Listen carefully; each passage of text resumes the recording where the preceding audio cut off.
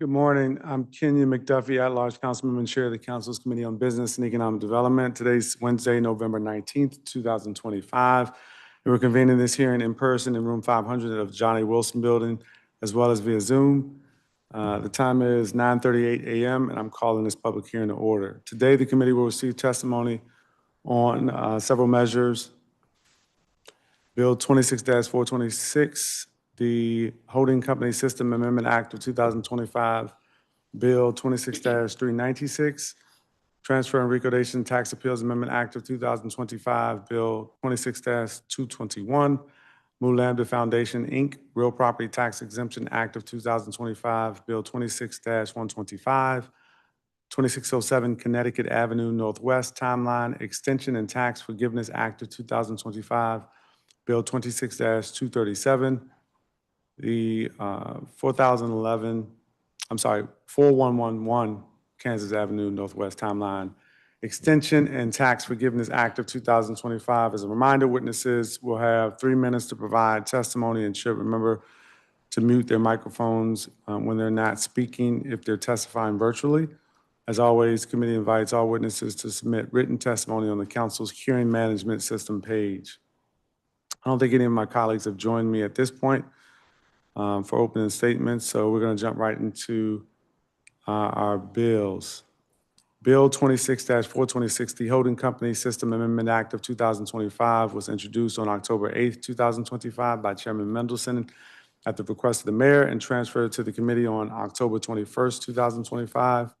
As introduced, Bill 26-426 would amend the Holding Company Systems Act of 1993 to update the group capital calculation for the purpose of insurance holding company system group solvency supervision and add a liquidity stress test for macroprudential surveillance.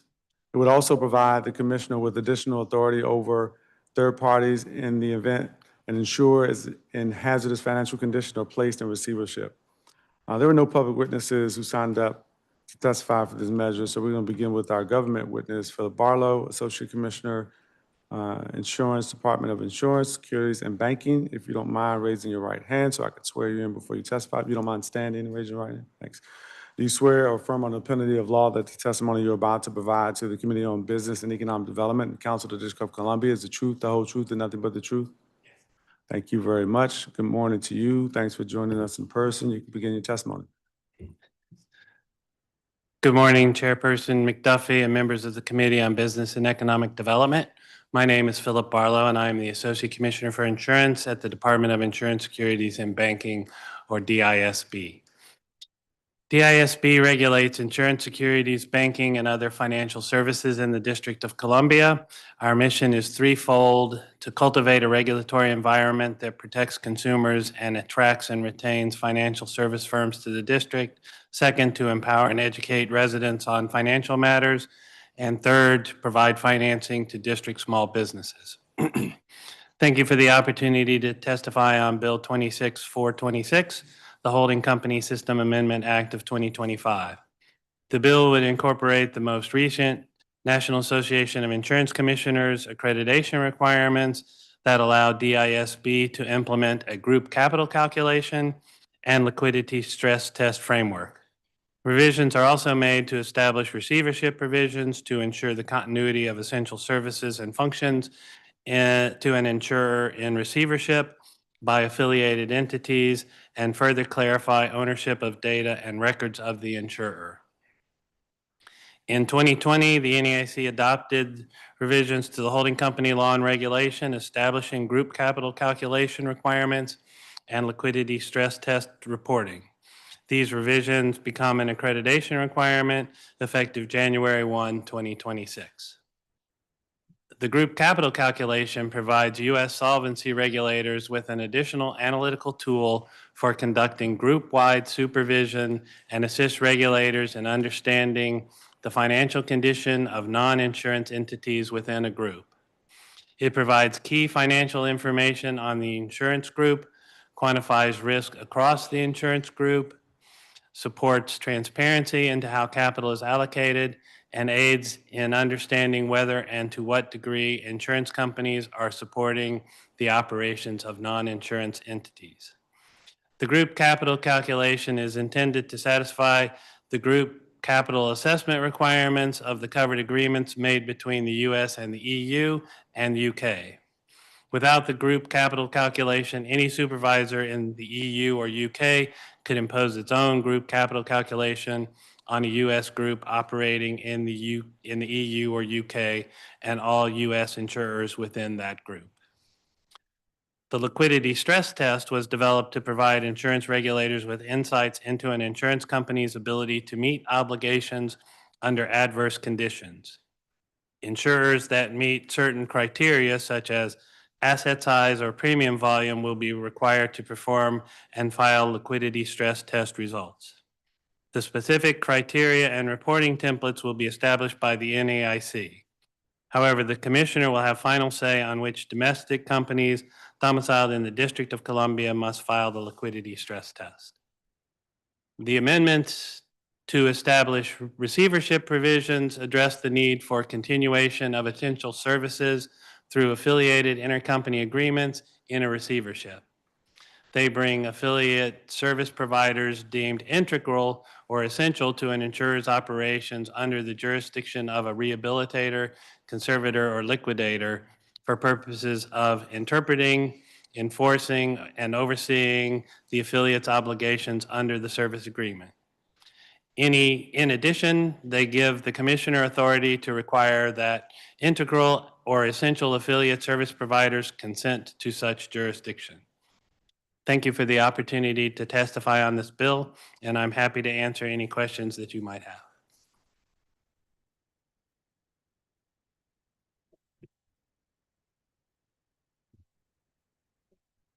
Thank you for your testimony, Mr. Barlow. Just a few questions for you about this measure.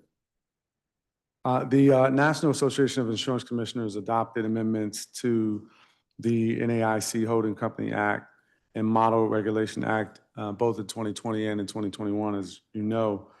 And I'm curious as to whether the department made any changes to the NAIC group's capital calculation and liquidity stress test framework revisions that may vary from what most of the 48 states have already or have adopted. No, so under the NAIC accreditation requirements, the district is required to adopt the bill in substantial compliance with other states. That doesn't mean there can't be minor tweaks to it to conform to district standards, but the law is in total consistent with what's been adopted by the other 48 states. And that's to allow for a consistent solvency regulation of insurance companies across the United States. Okay. And does the bill also include all of the 2021 revisions regarding confidential treatment, receivership, and data and record clarity? Yes. Is the NAIC accreditation requirement based solely on the group capital calculation and liquidity stress test framework changes, or does the accreditation requirement also include the 2021 revisions? I would have to double check, but I believe all of the revisions in this bill are accreditation requirements. Okay. All right. And let us know if if that's actually not the case. You testified a few minutes ago that without the group capital calculation, any supervisor in the EU or UK could impose its own group capital calculation on a U.S. group operating in the EU or UK and all U.S. insurers within that group. And given that DC will be one of the last jurisdictions to adopt these group capital calculation changes, is the district currently subject to this risk, or would that risk only be an issue after the January 1st accreditation deadline? So we're not currently subject to that risk. And in fact, currently we do not have any insurance companies domiciled in the district that do business in the UK or EU.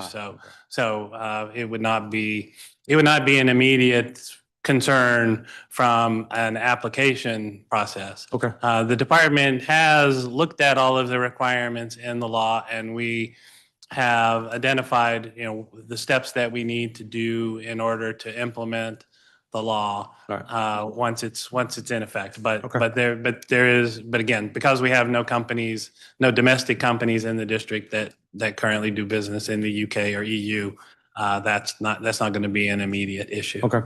The NAIC allows state insurance commissioners in consultation with the NAIC Financial Stability Task Force to determine which companies in the district are required to file the liquidity stress test results. In what scenarios would DISB be likely to exclude insurance companies from these filing requirements? So once again, currently, the liquidity stress test requirements are applicable to life insurance companies domiciled in the various jurisdictions. Right now, we don't have any life insurance companies domiciled in the district, so we wouldn't have any companies. But I would say that if we had a domestic life insurance company and they met the standards to require the liquidity stress test, I think really that is in the law, not so much to allow companies to opt out, but to allow them to require some of their companies that don't meet the standards to be required to do the liquidity stress test. Got it. So Okay. I can't think of any circumstance where we would allow a DC company that would need to do the liquidity stress test to opt out, but it's possible that if we had such companies, we could require them to do it even if they did not meet the standards of the law. And to your knowledge, is the insurance industry supportive of the changes included in this measure? Yes. Okay.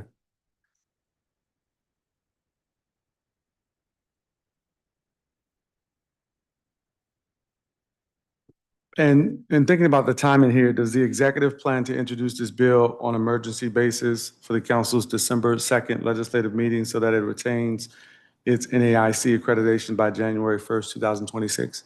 So my understanding is we do not really, I mean, given that we're having this hearing and ideally there could be at least one vote on the legislation this year, I think that would be sufficient given historic treatment by the NAIC. They kind of understand the process that the district has to go to get things in effect. And, as long as we show that there is movement to having the bill enacted within a reasonable time, I don't think that it should be an issue that would require us to do emergency legislation. So by movement would, if not final passage, because it's not likely by January 1st of 2026, but if there's perhaps a markup within the Committee on Business and Economic Development, does that demonstrate the type of movement you think would? That should be sufficient. I mean, again, it's not the requirements, because of the nature of the companies that we have in the district, the burden for implementing the law it's not overly burdensome on the department.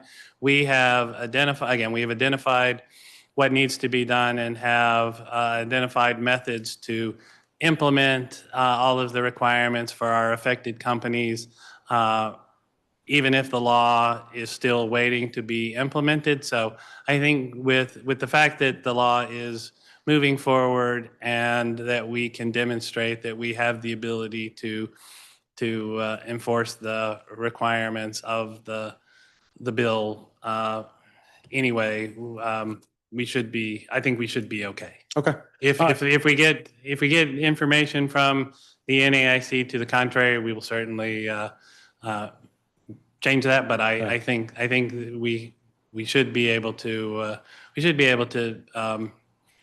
satisfy their requirements as long as we show that there's progress being made on the legislation. Okay. All right. If that changes, let us know, and just be mindful of the council's sort of rules, and I'm sure your Office of Legislation and Policy will be also mindful of what the council's process is in terms of trying to do anything outside of or beyond a markup. And I'm not guaranteeing a markup necessarily, but it's good to know what we would need to have to do to satisfy that potential concern. I don't have any additional questions. Anything else you'd like to add to the record before we move on to the next measure? Thank you. Thank you.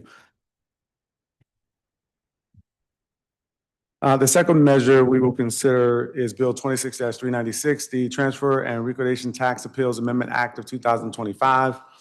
The bill was introduced on October 3rd, 2025 by Chairman Mendelson at the request of the mayor and referred to the committee on October 7th, 2025. As introduced, Bill 26-396 would amend the district's deed, transfer, and recordation tax laws to allow transferors and transferees to appeal the fair market value used for calculation of the transfer and recordation taxes to the Office of Tax and Revenue and the District of Columbia Superior Court. I'm going to now turn to our public witnesses for this measure. Liz DeBarros, Rebecca Ballard, Hillary Nash, Claudia Roca.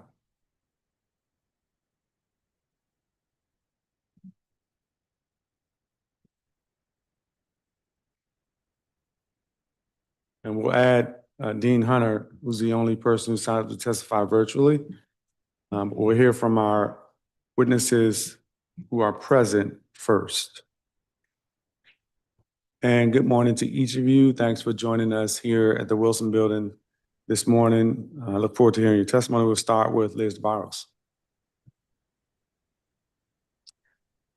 Good morning, Councilmember McDuffie, members of the committee and staff. My name is Liz DeBarros, and I'm the CEO of DC Building Industry Association, and I'm a proud resident of Ward 7. I'm testifying today in support of Bill 26-396, which provides a clear process for taxpayers to appeal the Office of Tax and Revenue's fair market value determinations in transactions involving nominal or no consideration. I also urge the committee to incorporate the same improvements made to the bill's language during the markup of the Budget Support Act, which strengthened and clarified key provisions. Currently, when a property sells for less than 30% of its assessed value, OTR doesn't treat the sales price established through an arm's length transaction as a fair market value. Instead, OTR uses the assessed value determined in the prior or even earlier year and taxes the property as if it continues to be worth that amount. This means that taxpayers are paying taxes on value that no one in the real market believes the property is worth. For example, earlier this year, a nearly half vacant Navy Yard office sold for $28 million, despite the $83 million assessment. These gaps jeopardize or even block transactions, especially as distressed sales become more common. This bill creates a clear avenue for appeals on this basis. However, it could be improved by addressing the issue before it even reaches the appeal by treating arm's length sales price as fair market value, even when it falls below the 30% threshold. In addition, we urge the committee to address a second longstanding fairness issue in the transfer recordation tax system, the taxation of related party transfers. Under current law, even when an owner reorganizes, consolidates, or transfers property to a new special purpose entity for financing or investment purposes, transfers where economic ownership remains the same, the district still imposes full transfer and recordation taxes based on that assessed value when in fact no taxable consideration has been paid. Many jurisdictions like Maryland, Nevada, and New York exempt these internal restrictions when ownership before and after the transfer is identical or substantially identical, yet the district provides no such relief. While DCBI supports the bill, we recommend that the committee consider adding language clarifying that the sale of distressed properties is deemed their fair market value and that transfers between entities that retain majority ownership are not subject to transfer and recordation taxes. Suggested language to this effect is included in my written testimony. Thank you for the opportunity to testify, and I look forward to questions. And thank you for your testimony. Next. Is this You hit the button at the base. all right? There you go. This is on. Great. Well, good morning, everyone. I know it is an early morning to be coming together and talking about taxes, and I'm very excited to be here because this is really important. So my name is Rebecca Ballard, and I'm the co-founder and head of Impact and Partnerships at Rooted Communities. I'm a proud and deeply engaged Ward 2 resident.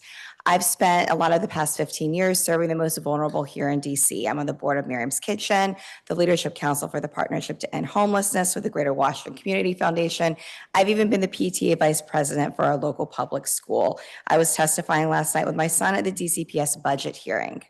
I co-founded Rooted Communities to confront a basic truth. DC has extraordinary community institutions, but they rarely control the land that determines neighborhood futures and impacts our city on the day-to-day. Today, transfer and recordation taxes are tied to assessments that no longer reflect the climate that we're in. I really agree with and support everything that Liz and DCBAA said here. We are seeing taxes levied on an outdated number. In the deals that we are underwriting right now, today, the transfer and recordation tax burden is nearing or even exceeding the offer price, a clear signal that the valuation framework is out of sync with the market reality, making deals categorically unfeasible. This blocks community-serving developers and kills projects that would deliver real value. We've had to walk away from a fully capitalized transaction this year that would have delivered hundreds of housing units and ground floor uses because of the shifting federal landscape and a tax framework that's detached from actual market conditions. An inflated assessment costs a district more than it brings in. I included some data around that in my written testimony, because even if the city might capture a one-time tax hit with an outdated appraisal, it pales in comparison to the long-term tax base created when we bring vacant space into productive use. When an outdated valuation ignores market conditions, only ultra-luxury or extractive players can make the math work. This sidelines community-rooted developers, weakens the middle class, and slows the reinvestment that our city urgently needs. I am genuinely optimistic about what this legislation can unlock. Shared prosperity in a city positioned for the decade forward, not the last one. As we all know, capital is pulling back from DC.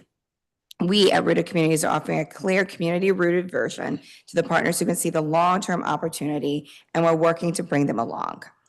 That's why mission-aligned capital needs predictability. And I really support what DCPAA mentioned about the new subsection so that things are predictable, clarifying that an arm's length sale price for distressed asset is the fair market value and that transfers between entities retaining majority ownership are not taxable.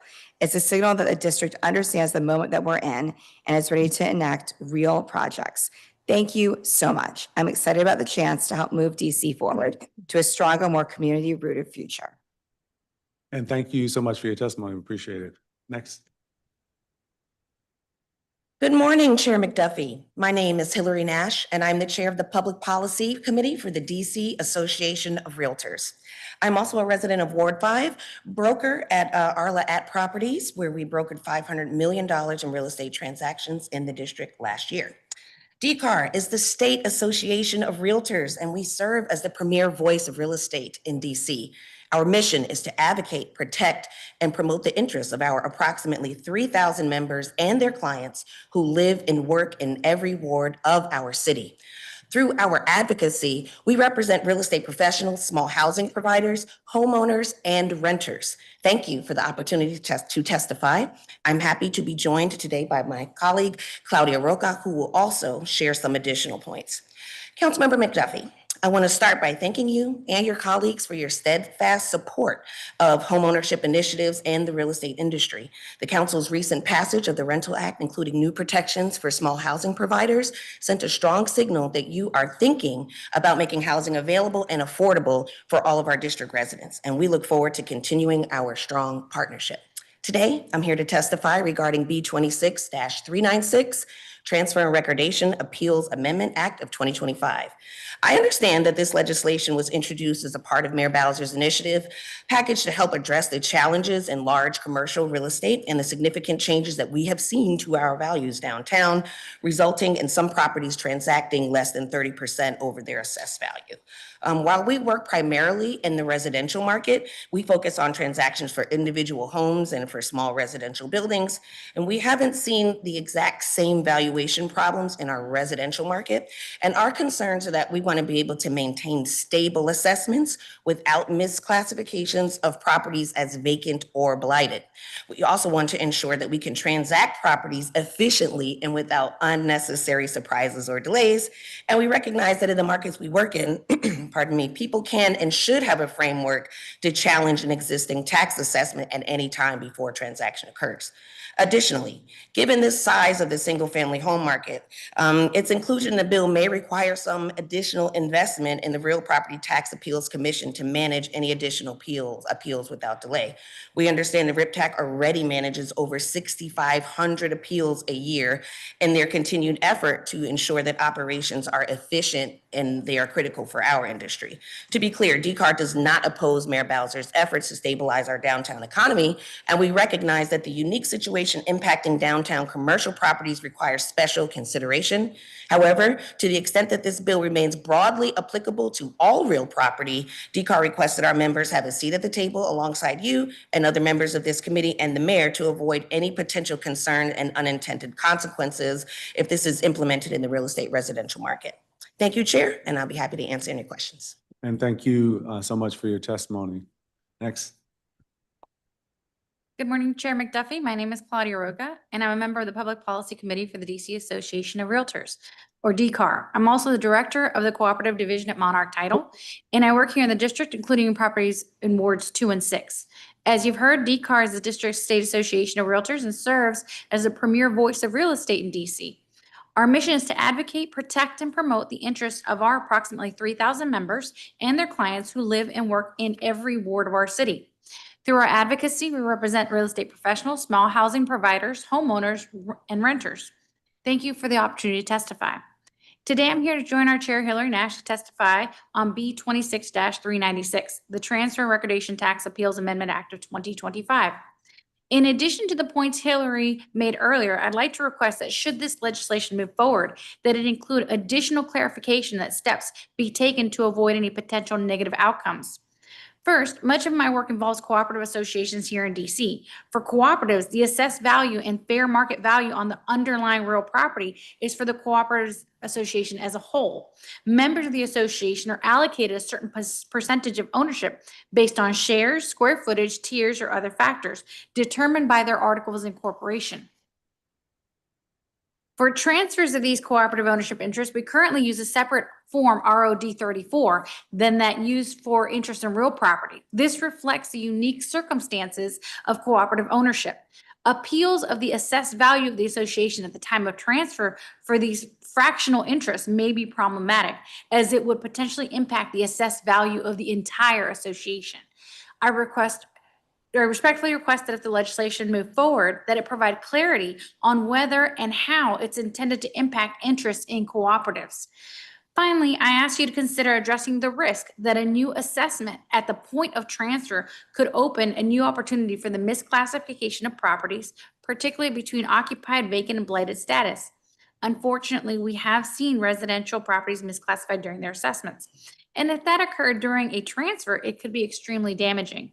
For our industry, predictability of the tax assessment is critical for lending, and we want to make sure any new procedures do not unintentionally disrupt the stability of our market. I want to be clear, DCAR does not oppose due process where it's needed, particularly where large buildings are seeing dramatic swings in valuation. That said, we want to ensure that the bill is clear, focused on the problem at hand, and does not have unintended consequences in other markets. Thank you again, Chair McDuffie, for holding this hearing or for your continued support. I would be happy to answer any questions you may have. And thank you for your testimony. I'm going to turn next to our one virtual witness who's joined us this morning. Thanks for joining us. You can begin your testimony. Dean Hunter, you have 3 minutes. Good morning, Chairperson, members of the council and staff. My name is Dean Hunter. I serve as the CEO of the Small Multifamily Owners Association, representing the interests of small landlords, provide most of the... Mr. Hunter, I'm going to ask you if you could just pause for one moment. We'll start your clock over. We're having a little trouble hearing you. I don't know if that's on your end or our end. If you could maybe move your microphone closer. Yes. Sorry about that. Okay, all right, we're going to start you over. Appreciate it. Thank you. Good morning. Good morning, Councilmember McDuffie. Thank you and staff for allowing us to testify at this hearing. My name is Dean Hunter, CEO of the Small Multifamily and Rental Owners Association, a trade group representing the interests of DC small landlords, the largest provider of naturally occurring affordable housing. We're here to support enthusiastically Bill 26-396, the Transfer, Recordation, and Tax Appeals Amendment Act. For small landlords, transfer and recordation taxes are not incidental, particularly at this time. The small multifamily industry is just as distressed as our office industry, perhaps even more so. However, we're not paying as much attention to it we're not providing the same kind of relief, tax credits and such to the small multifamily market as we are to the office market. So this legislation is very important. Not only are landlords under distress, this bill is going to help us in three ways. First, it protects from overtaxation in situations where consideration is nominal or the situation is not a traditional sale, i.e. distress. Second, it's going to increase confidence and predictability. While the absence of the appeal right is not killing deals right now, this is going to create stability and certainty, particularly in family transfers, LLC reorganizations, things like that. While the absence of an appeal process does not destroy those deals, it does add uncertainty and additional costs and burdens. Third, this supports responsible succession planning. Many small landlords want to pass their building to their children or to co-ownership structures that preserve affordability. This bill ensures that those owners are not hit with a tax based on inflated or misunderstood valuation, and they have no way to challenge. As written, the bill is great. The only concern we have is that the 45-day appeal window. Because small landlords work part-time, they don't have accounting, they don't have staff, it takes them longer to do things. Therefore, we would ask you to possibly consider that the appeal process be, the appeal deadline be extended to 60 days. A modest expansion would cause no harm, but would provide a great deal of relief.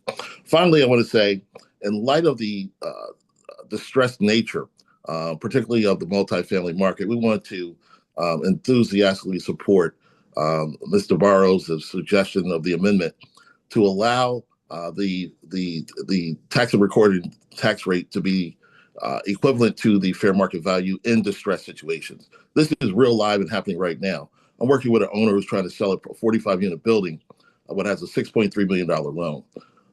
2 months ago, his building was worth almost $5.8 million. We got an evaluation back today. It's now down to 3.5. If he sells that building, the assessment on the value of that building is going to be way over the $6.3 million valuation. So this is happening. It's causing real hardship, and this is a very important piece of legislation that we support, and we encourage that amendment. And thank you so much for your testimony. I appreciate it. I have a few questions. I want to, the way I understand the testimony, there are three witnesses who support the measure before the committee, specifically the District of Columbia Building Industry Association, Small Family Owners Association, and Rooted Communities. And so I may have some questions for you, but I want to sort of start my questions with the DC Association of Realtors to make sure I understand the issues that you all are raising. And if I could, I want to give each of you a minute to just succinctly describe the issues as you understand them, because I'm not sure that the bill would create the issues that you described.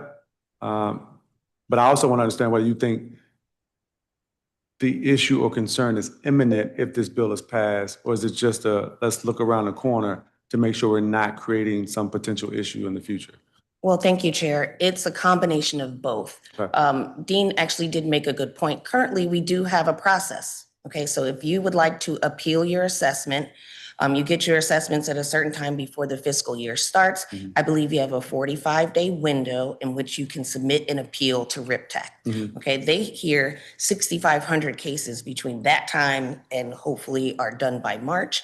And so what this could do is help large commercial buildings, which is fine. I don't see like 1,000 transactions or appeals being added to their calendar under that. But if we open it up to all of us with no process, right? At the time of sale could be any time during the year. So what we're concerned about is just making sure you don't have in the residential market 200 appeals coming in June. That's not, we have a system. So are we changing the system to just be completely ad hoc, or are we using the framework that we currently have and making additions and subtractions to that framework? Right. So if you had a situation where it's like 30% or less, right, which should be a smaller percentage Sure. of that market then they have a specific time frame. We're in complete support of that. We just want to make sure we're not taking RIPTAC, who we feel operates quite efficiently under their director, and OTR, who we feel sometimes doesn't operate efficiently, and make sure, and we're putting more burden on them with the ad hoc process. So your concern is less substantively what this bill would do, so much as it is the process that Correct. is in place, and whether it could potentially slow that process down and make things more or less efficient. Absolutely. Our industry has to rely on timeliness and accountability. All of our contracts have end dates on them. And when you have things that are outside of the parties that are being, controlled otherwise, then it can have an impact. And as we know, financing is changing on a daily basis. Sure. We can't have people that are in position to buy, and the process now is delayed, sometimes 60, sometimes 90 days, and that financing has the opportunity to change. Another thing that we want to be on the lookout for is sometimes, particularly now we're talking Ward 7 and 8, we've already been warned by residential lenders that the lenders are coming back with declining markets. And what does to the real estate industry and the residential side is it starts to cap your financing. So for our beloved programs like HPAP, you'd be capped at a 97% borrowing rate. And most of our HPAP clients are receiving 100, 105, 110%. So in those circumstances, they wouldn't be able to borrow. So we want to be mindful of unintended consequences of making sure that the city doesn't go into a declining market while still making sure homeowners have a good chance to assess, and challenge their assessments. We just want to make sure that we stay stable while we're doing that. We don't want to see a situation where we get piled on, not intended for what it's supposed to be, which is revitalizing downtown. Got it. Okay. All right. And let me turn to Claudia Roca to give you a moment as well. Well, the assessed values for cooperative associations are for the associations as a whole. In the industry, co-ops were made for low income housing was the original intent. If at time of transfer, a member challenges the assessed value, well, there's no vehicle to do that because the assessment is not on John or Jane Smith. It's on, the association as a whole. So we just want to make sure that there's a clear boundary or clear guideline on that in a cooperative situation, there is no assessment for the buyer and the seller. It is for the association. The association then gives an allocated portion to their members, but that is within the articles of incorporation and cannot be reassessed or evaluated without reincorporating the entire association. Okay. So today, if there's an issue with an assessment from the government, if a person or individual co-op owner has an issue, it's not, would they even have an issue, or would it be the co-op? So they wouldn't even have the issue. They wouldn't even have the It would be the association's board and management company that would then appeal within the timeline, within the time frame that's already been given. Because again, the assessment is for the whole association. So there's only one assessment. Correct, and it's not in the name of our transfer or transferee. Okay. And so just to be clear, your suggestion or recommendation is what as it relates to this? It is if we can exempt the cooperative housing associations from this act. Or make it clear that the individual in the co-op is not who the right applies to. Yeah. Got it. Okay. That is helpful to understand. See if I have any questions for.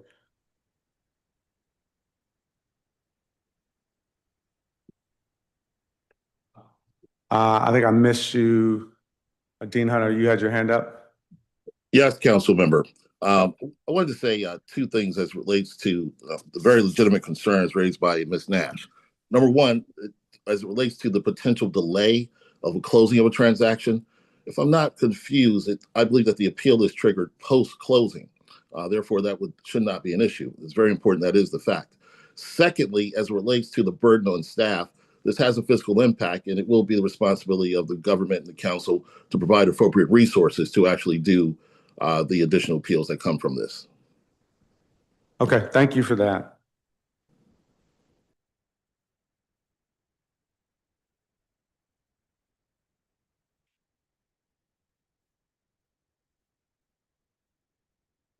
And Ms. Ballard, just to get back to your testimony, I think you mentioned that you had to withdraw from a property acquisition this year due to tax burdens associated with Correct. the existing tax framework. If you could take a minute to describe specifically those challenges that you all face with the attempted acquisition.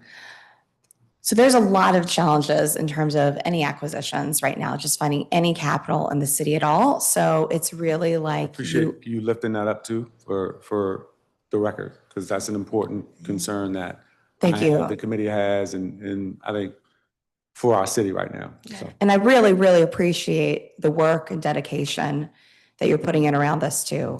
These are complicated times, and to be completely candid, there's a lot that the federal government's doing that we have very little that we can personally or institutionally do right now. But what we can do is there's a lot that we can do here in DC.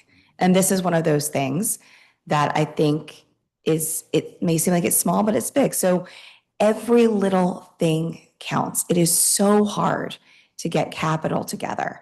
And we are looking at, you name it in terms of capital, we are looking at it. So when you have something together, and I'm just going to make up a number without disclosing details, but let's say that it's 20 million. And then there's something that causes it to be 21 million. That can kill a deal because it is so hard to assemble all the puzzle pieces together. And capital is really, really scared right now. So it's kind of like a game of Jenga, where it's this complicated tower right now, and any little piece. So a lot of it was, of course, things that were happening around the federal government. But right now, if you're having taxes that are based on values that are not arm's length transactions, but are based on a bygone era, that's not workable. And I also want to highlight just the importance too of predictability when you're underwriting something as well. And I really love the amendment that's in the DCBAA testimony too, because it's one thing to go to Capitol and say, listen, we've got some great people in our city working really hard on this to make it easier for us to all transact. And to say, I think we can get it. But I think we can get it is also different from the fair market value of the sale is what it's going to be, period. All right, that's helpful for our record. And if you could, Mr. Barrows, you had some specific recommendations. I want to give you an opportunity to put those back on the record. Yeah, I think Rebecca just laid out the recommendation we have for that, to make sure that the language clarifies that the sale prices of distressed properties is deemed the fair market value, and that transfers between entities retain majority ownership and subject to transfer and recordation. They're not subject to transfer and recordation taxes. And the language itself, that we've put it in our full testimony so that there's language available to the committee. Yeah, I was just confirming with Marissa that we have everybody's testimony. I know we got something, I think, this morning. Okay. Mr. Hunter, if you could provide your written testimony, we'd appreciate incorporating that into our record.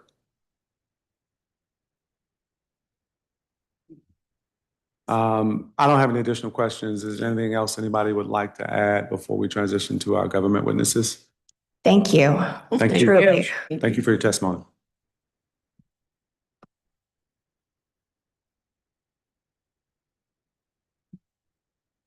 I want to thank all of our public witnesses for their testimony. We're now going to turn to our government witnesses. I'm going to begin with the officer that, well, I must have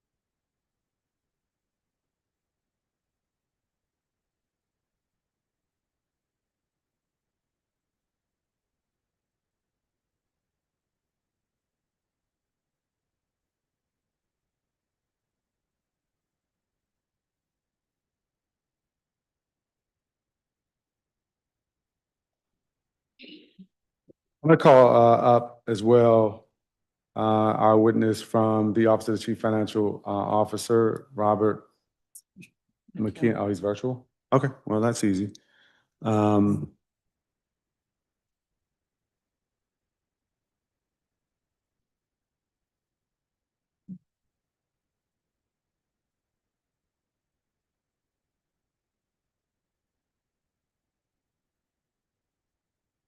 And I'm going to actually swear you in both at the same time.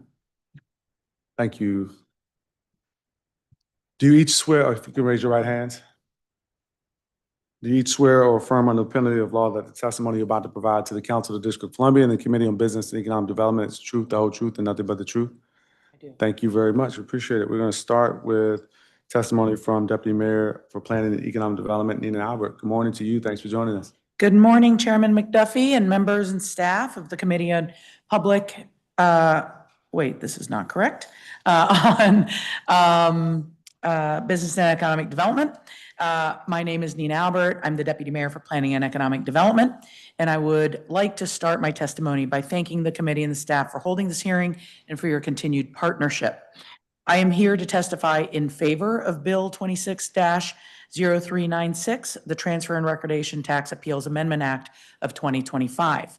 The bill was initially introduced in Mayor Bowser's growth agenda, and its adoption will give buyers and sellers an avenue to contest, very specifically, not the tax assessment, but the transfer and recordation tax.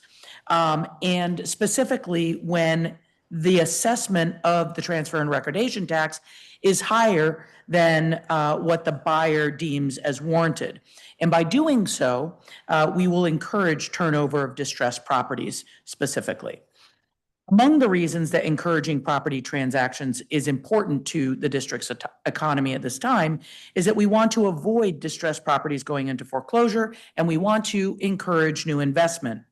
The office real estate market in particular has historically high vacancy, and property values have dropped substantially. That is the state of the market that we are in right now.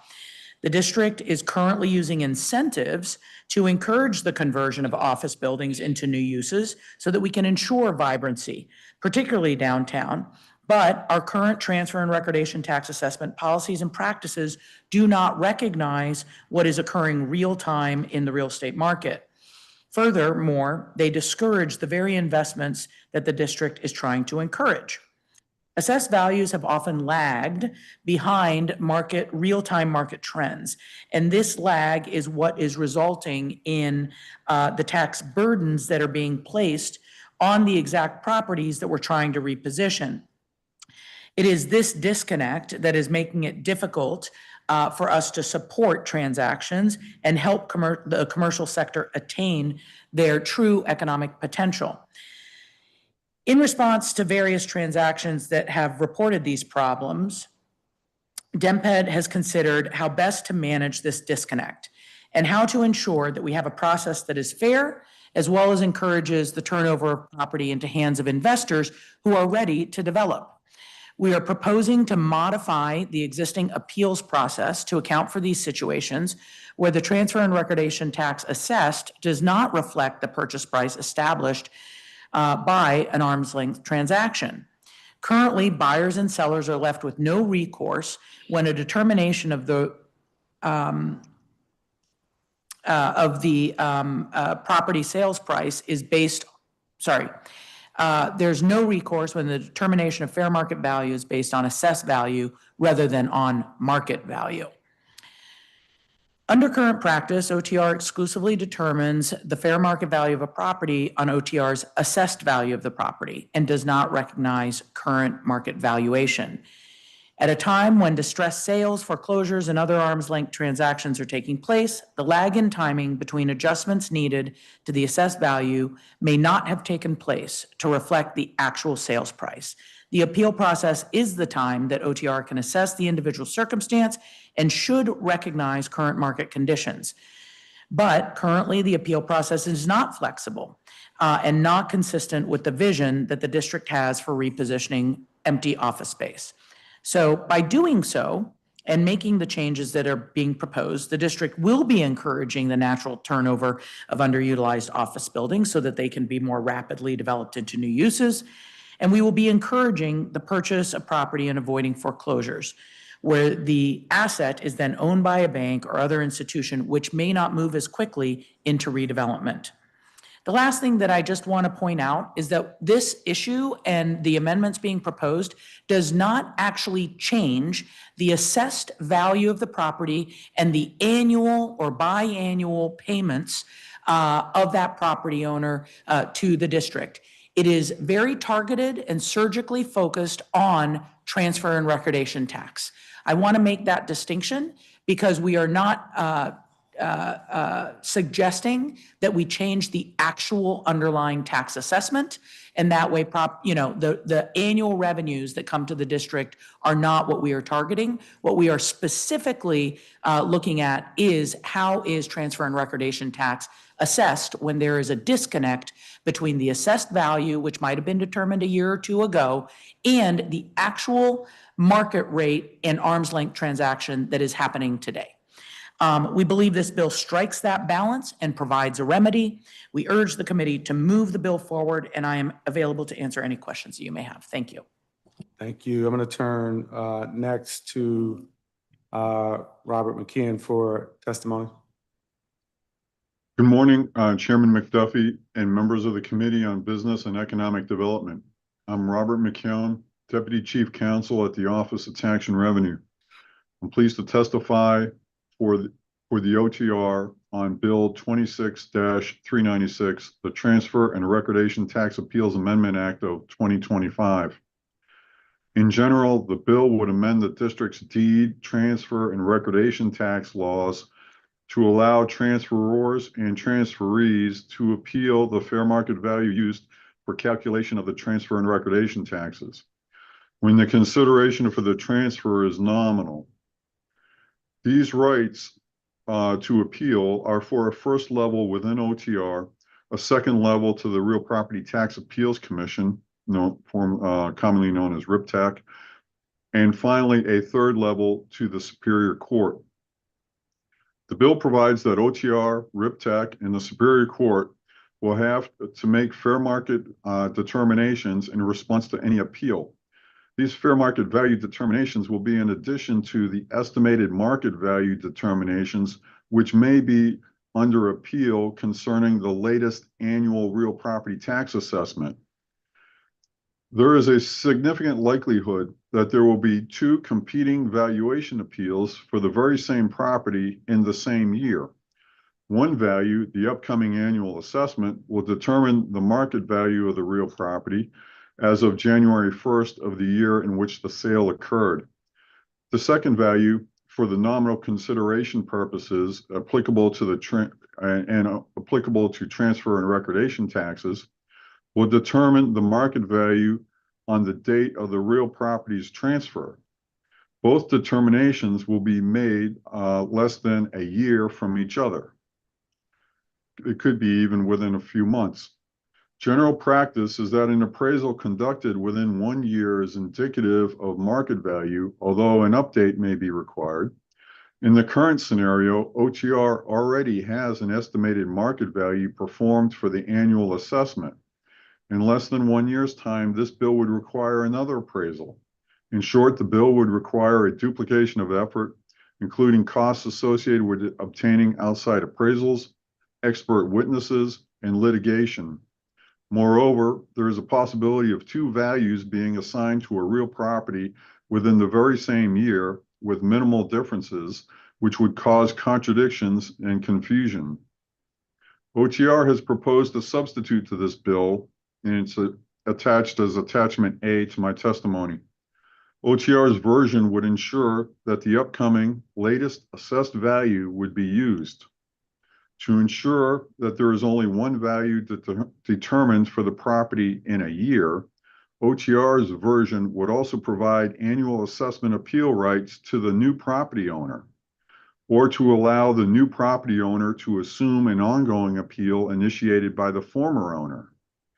OTR's version would allow the new owner to benefit from an appeal not only applicable to the determination of the market value for recordation and transfer tax purposes, but also applicable to determining to the determination of the upcoming real property tax assessment for real property taxation purposes. Lastly, OTR recommends an applicability date of January 1, 2027 to allow for sufficient time to implement the legislation. Thank you for the opportunity to testify. This concludes my testimony, and I'm happy to answer any questions that you may have at this time. And thank you very much for your testimony this morning. I do have some questions for both of our government witnesses once I find my place.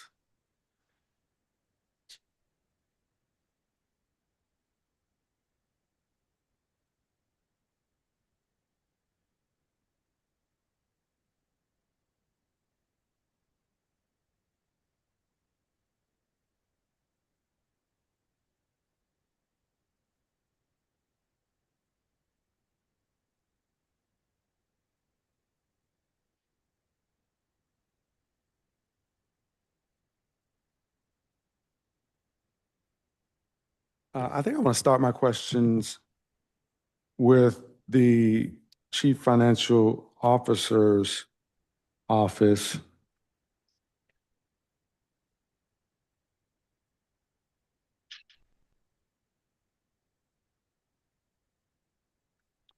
And maybe start with your testimony, because you raised some specific concerns about the process and how it could be duplicative. And you mentioned, I think on page 2, the first paragraph on page 2, in the current scenario, OTR already has an estimated market value performed for the annual assessment. That's one of the concerns with the current scenario, is that the process that OTR engages in the annual assessment could be different. In some instances, it sounds like drastically different from what the fair market value is at the time of the transaction, which could be, 10, 11, 12 months later. How do you respond to the concerns raised by some of the public witnesses, I think namely in the testimony of both Liz DeBarro and Rebecca Ballard, that support this measure, that even though OTR currently has a process in place, it does not account for circumstances that are actually happening in the market today? Yes, council member. Currently, I think this has to do with the value. Currently OTR uses the current assessed value for determining nominal consideration.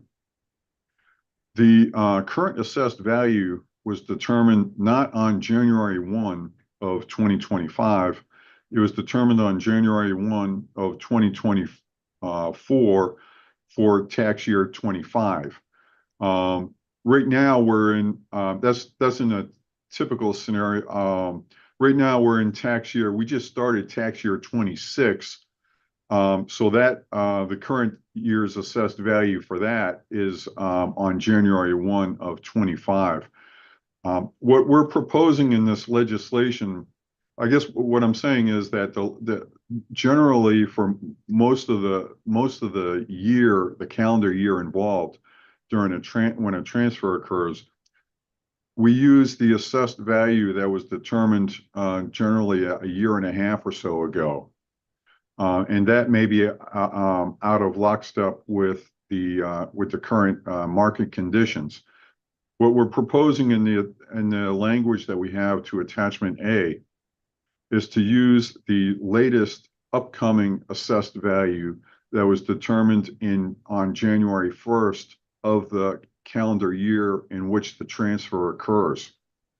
That would that would allow for the latest valuation to be used for determination of nominal. And also, it would allow for the transferee, if they're not happy with the assessment, to actually appeal it. When you have transfers of property by exempt organizations, or especially immune entities such as the United States of America, they generally never appeal their assessed value because they don't have to pay any taxes, so they don't really care, or I shouldn't say they don't care, but they're not concerned enough with how the city has valued their real property in order that they would, go through the trouble of an appeal. What we're proposing in attachment A is that the transferee now be able to appeal not only, that they be able to appeal the latest assessed value for their property that's going to be used not only for recordation and transfer tax purposes, but also for their annual assessment. That's something that they don't necessarily have right now. So we're looking to expand the appeal rights of the transferee, and at the same time to have one value on this property applicable in a given year, so that we only have to defend one value, through the assessment appeals process. Having multiple values on a property in a year and having to defend those, expert witness testimony, appraisals they get extremely costly, well into the six figures. The time involved, having the Attorney General's office defending, the agency. We're just looking to streamline it so that there's one value in a given year. And like we say in the testimony, generally an appraisal done in a year it's good for a year generally. So we're looking to just keep the latest assessed value as the appraisal for the property for that calendar year. Got it. Thank you for that. I should have mentioned before I got into my questions that my staff of the Committee on Business and Economic Development reached out to the Real Property Tax Appeals Commission and requested written or oral testimony in consideration of this bill, but we did not receive a response from RIPTAC. And we're happy to incorporate into the record any response that we receive subsequent to today's hearing. I wanted to note that. I think it would be important to hear from RIPTAC. Director Albert, Deputy Mayor Albert, I'm sorry. In your testimony, you stated that the assessed values on commercial properties often lag far behind a property's fair market value, which is the concern that I just raised, and wanted to get a response from you. I don't know if you've had the opportunity. I think the staff sent to your office the attachment A that Mr. McKeon is referencing. Have you had an opportunity to review that? First of all, let me let you put your concerns back on the record, just any response you have immediately to what you just heard from Mr. McKeon. I want to the extent we can, try to get to the heart of what it is that you all are proposing, which seems to have general support, at least from the folks who testified today. But then also take an opportunity, if you've had an opportunity, a chance to assess or review the attachment A that he referenced, if you have any response to that. I actually have several responses to it, but kind of underlying, I think, what's important to clarify is that there's language being used that is applied differently in the private market than in the Office of Tax and Revenue. So fair market value in the private marketplace has a very specific meaning, whereas in the application of fair market value, in how OTR defines it, it's currently it's synonymous with assessed value. But in the private marketplace, fair market value is established by appraisal potentially. But remember, how are appraisals determined? Appraisals look at, there's 3 different ways, and I'm not an appraiser, but there's kind of defined ways that appraisals need to be conducted. But one of those methodologies is comps, comparable transactions in a certain subsector around. What are those comps? Those comps are actually at what price per foot did another building in the vicinity transact for? So appraisals look back at actual transactions, the sales prices. So I think that fair market value in the private marketplace recognizes immediately that an arm's length transaction, meaning from one entity to a completely other entity, they've negotiated the price. Remember that the seller is always going to want to negotiate for the highest price. They're motivated to do that. So if the price, instead of being, $100 million, actually transacted at $20 million, we all have to recognize that that is fair market value. There was a competition to purchase that property, and the market dictated what that price was. So in the marketplace, in the private sector, that is fair market value. Now, that is distinctly different than when we talk about fair market value in terms of how OTR determines that.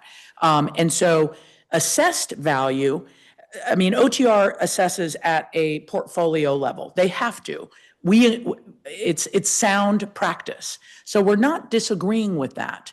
But what we are asking for is a recognition for the purposes of transfer and recordation taxes that we recognize fair market value and not lock in, which is what I believe OTR is proposing, that assessed value is the definition of fair market value.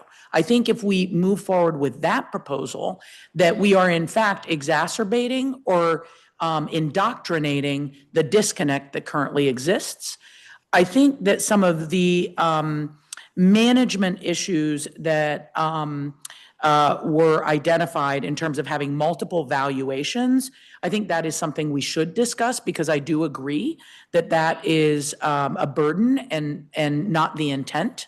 And so, we're more than happy to have a conversation about that. How do we deal with that disconnect between recognizing fair market value and what the assessed value might be? But an appraisal process that is part of the appeal process, depending on which methodology OTR uses to inform the appraisal, it is not unreasonable that it reference back comps or that it refers to comparable sales. So I think we're kind of getting too much into, how does the bureaucracy respond and manage compared to what is happening in the market, and is our process overriding what our goals as a city are, which are to have, and the most common case that we're talking about here is the recognition of the drop in value in the office market. What we as a city are trying to do is to have that transact quickly. More often than not, by the way, I've just pulled up a Q3 2025 report from one of the big brokers. There has been almost no, in the last 5 quarters, transactions for office to office in the entire District of Columbia. That is significant. Where there have been transactions is in office to residential. And so there already inherently is going to be a reassessment of that valuation. And what we want is to expedite that. Transact and sell, redevelop, and you will have to, as a result of the office to resi conversion, reassess that property tax value. So that's kind of, we should play out, what are the real life circumstances and how do we allow the process to be efficient for OTR, for RIPTEC and all the other agencies that are involved, but also smooth the process so that we can get to where we need to go, which is healthy revenue tax collection. Right. And speaking of, I think that's a good segue, the healthy revenue tax collection. Thinking about potential unintended consequences, even though this bill is specifically drafted to address concerns as it relates to transfers around the transfer of recollection taxes and not the underlying assessment. Is there any need to be concerned about the process if it changes as outlined in this bill? Any concerns with property owners then wanting a similar approach to their underlying assessment in terms of the fair market value? I mean, that is an issue that we should discuss. I think that, again, at this moment, what's really happening, there's the transactions that are occurring at this moment, I think we should look to the evidence of what's happening Right. versus theoretical concern. We do have one office to trophy office conversion, right? Okay. So in that case, the long-term assessed value will be good. But that office buyer, the entity that purchased and bought the property, the valuation of the property has dropped. I mean, that's just what's going on in the marketplace today. They should not have to pay, transfer and recordation tax that does not reflect the actual sales price that they bought at. But when you look at the long-term assessment of that property, it will be a trophy office versus what was a Class B office space. And their rent, which you can, by the way, appraise, right? Like in the appraisal process. And was OTR is assessing kind of the long-term revenue stream or the assessment of that property, it should now be, frankly, enhanced. Right. So that's what you want to do. You want to encourage those transactions and reset the long-term assessed property values based on whatever that new use is. Yeah. Where it's more complicated is when it's just Class B office to Class B office. Right. What about considerations raised by Hillary Nash and Claudia Roca? And I believe you were here for at least some of their testimony, if not all of both of the testimony we heard from them with respect to residential units and co-ops. I don't know if you had a chance to hear the concerns that they raised. I know that the office market, obviously, in the District of Columbia has taken a hit since COVID. And this is really, I think, more designed to try to address concerns there. Potential unintended consequences, though, with the residential market. Have you given thought to that? What the impact could be? I did, have the privilege of hearing their concerns and their comments. We want to make sure that those concerns are addressed. I'm not sure that there are unintended consequences, but we definitely would want to make sure that there aren't.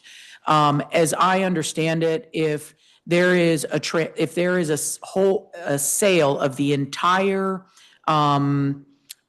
co-op building, not the individual units, that this law or this bill would apply if there were a devaluation in the entire residential market.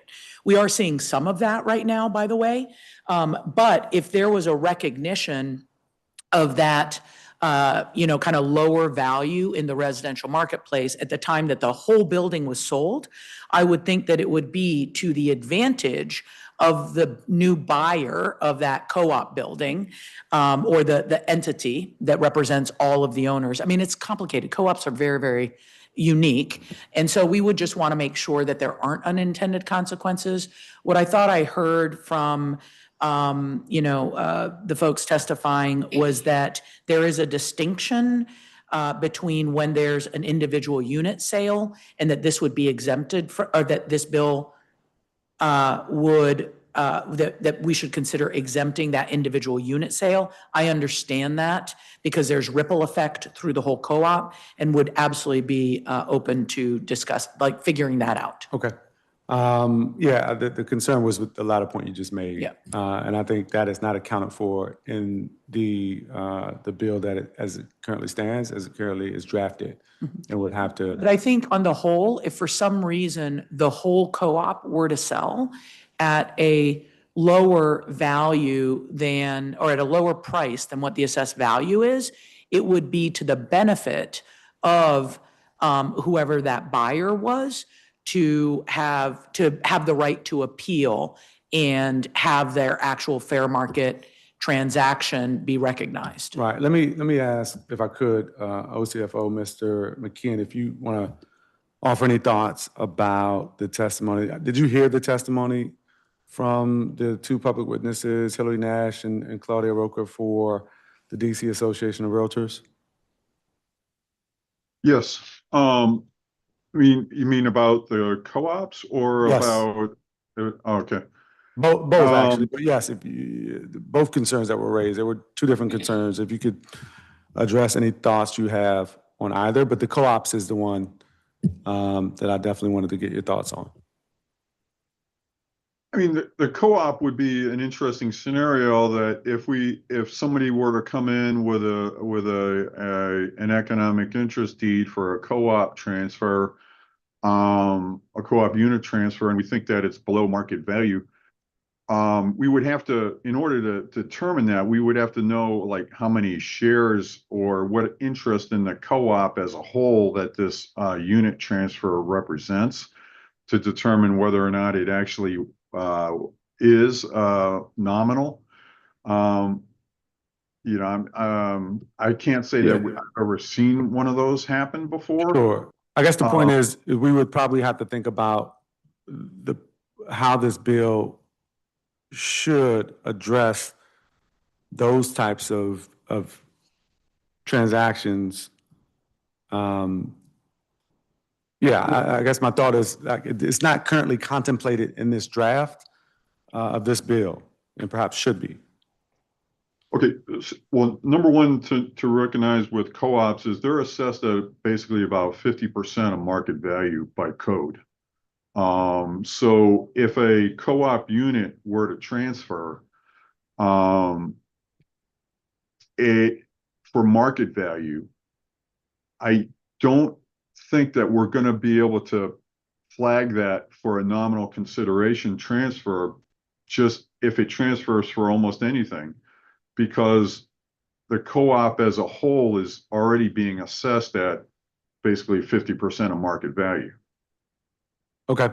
And so is it, I recognize that I'm kind of putting you on the spot here, but you don't think these transactions or that these scenarios would actually occur, or there's no need to potentially exempt it in this bill? Unless it's almost transferring for free. I don't know how this is going to become an issue. Okay. All right. I mean, that's helpful.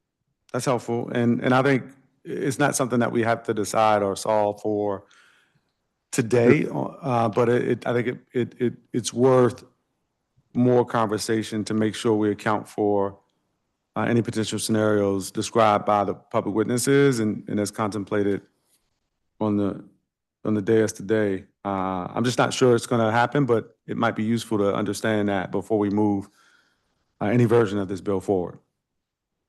Councilman, if I might also add, it's true that the Office of Tax and Revenue, we use a mass appraisal system generally to basically appraise over 200,000 properties in the city every year. With that, we have modeling done for the computer assisted mass appraisal, and so it determines a valuation for a real property that is our best estimate of market value based on the modeling that we have based on rents in the general area, leases, et cetera, sales that have occurred. Now, if somebody appeals, that allows us to do a isolated, pinpoint exact determination of what was the market value of the property as of January 1st. So the appeal process is what allows us to correct any errors or discrepancies that could have occurred in a mass appraisal process. So it is important for people to be able to appeal their assessments based on transfers or whatever occur. And those transfers, if they're timely and they're arm's length, will have a significant impact on the resulting assessed value of the real property. Okay. But just, under code though, we have to use the estimated market value for determining assessments. I appreciate you putting that on the record, and just the amendment the language that you suggested in your testimony and the attachment, it removes the property owner's ability to contest their fair market value determination to the Superior Court, which is currently permitted in the draft of the bill. I want you to talk about the intent there, because I'm curious, is the intent there that RIPTAC be the final arbiter of the property? No. Yeah, the transferee would be able to appeal the assessment both first level with the assessor, and second level to RIPTAC, and then third level to go to the Superior Court. They would have all three levels of appeal available to them. They would just have to execute each one in sequence. That's important because also it would allow, that is the assessment that would be in place for the upcoming tax year, not just for recordation and transfer tax purposes. So it's important that they do be able to go to the Superior Court. Deputy Mayor? I just want to clarify a couple things. What Mr. McEwen described about the intent of the appeal process, I think is correct. I think where, again, there's the disconnect is during the appeal process, at least at the OTR level, the burden of proof for the appellant of what the fair market value, of what the sales price is compared to the assessed value. And right now, OTR's practices, in fact, almost do not allow them to, even though they could, but they do not recognize that sales contract price as a viable way to adjust, to adjust the assessed value, to adjust the value. So that's actually the very specific, what Mr. McEwen described, I think, is absolutely correct. It makes sense. I agree with, and it is sound practice to take a look at the market as a whole. We look at a portfolio level always also. But when there are very specific transactions, the appeal process is meant to deal with that.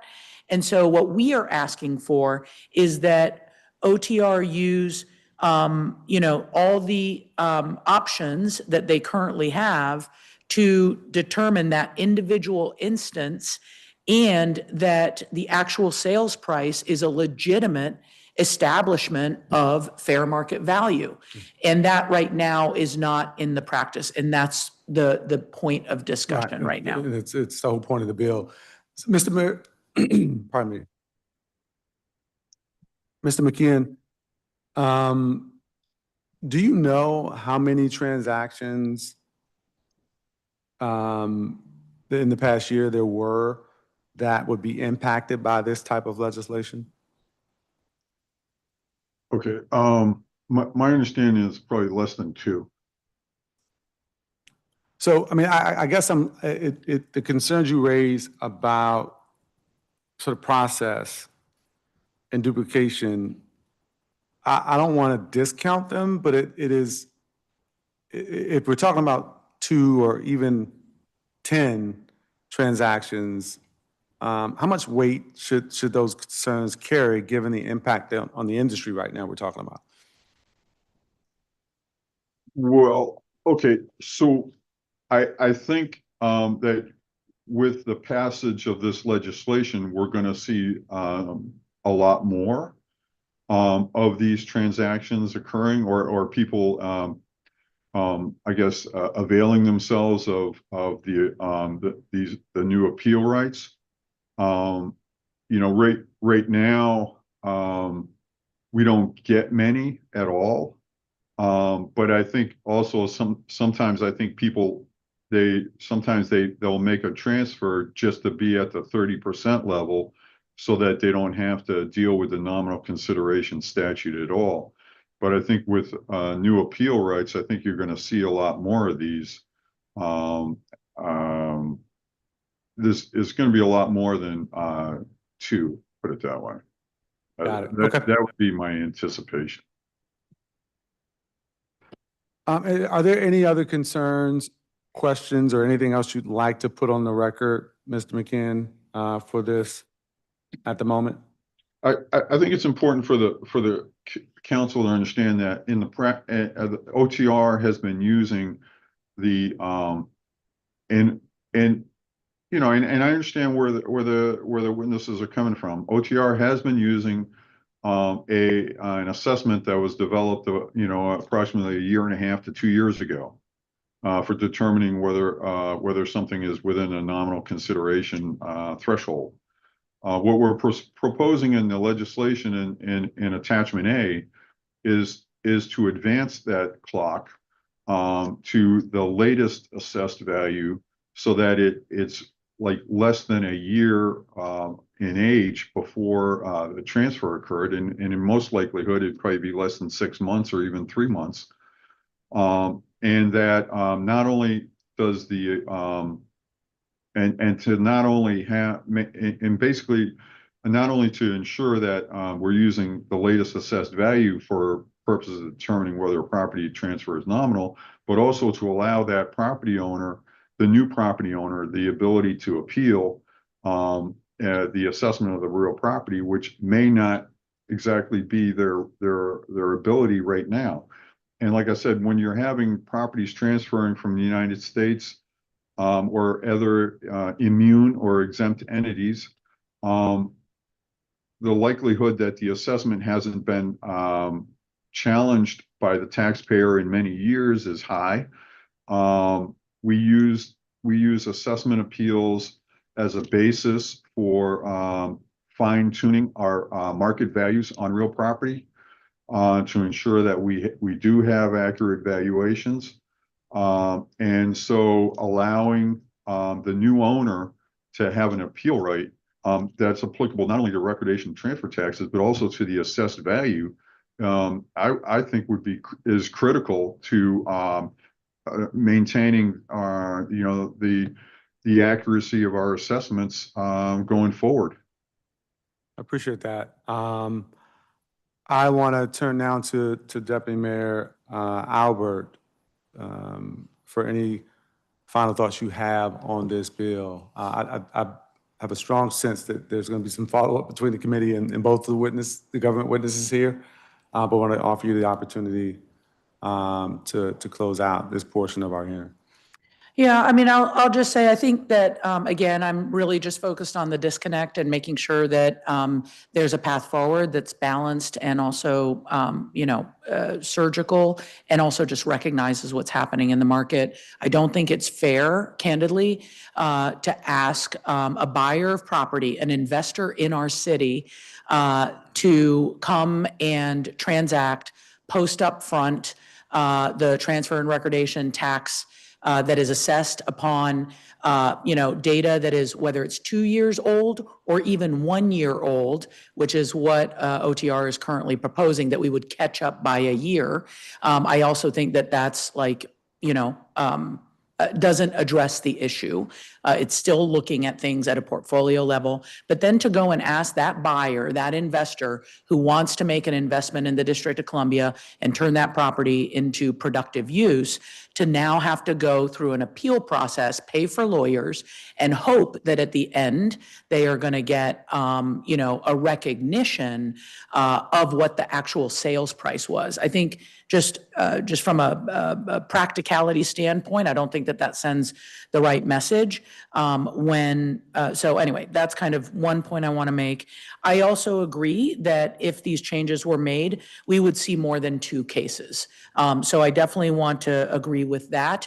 I do not think it will be in the hundreds. So there will be some impact.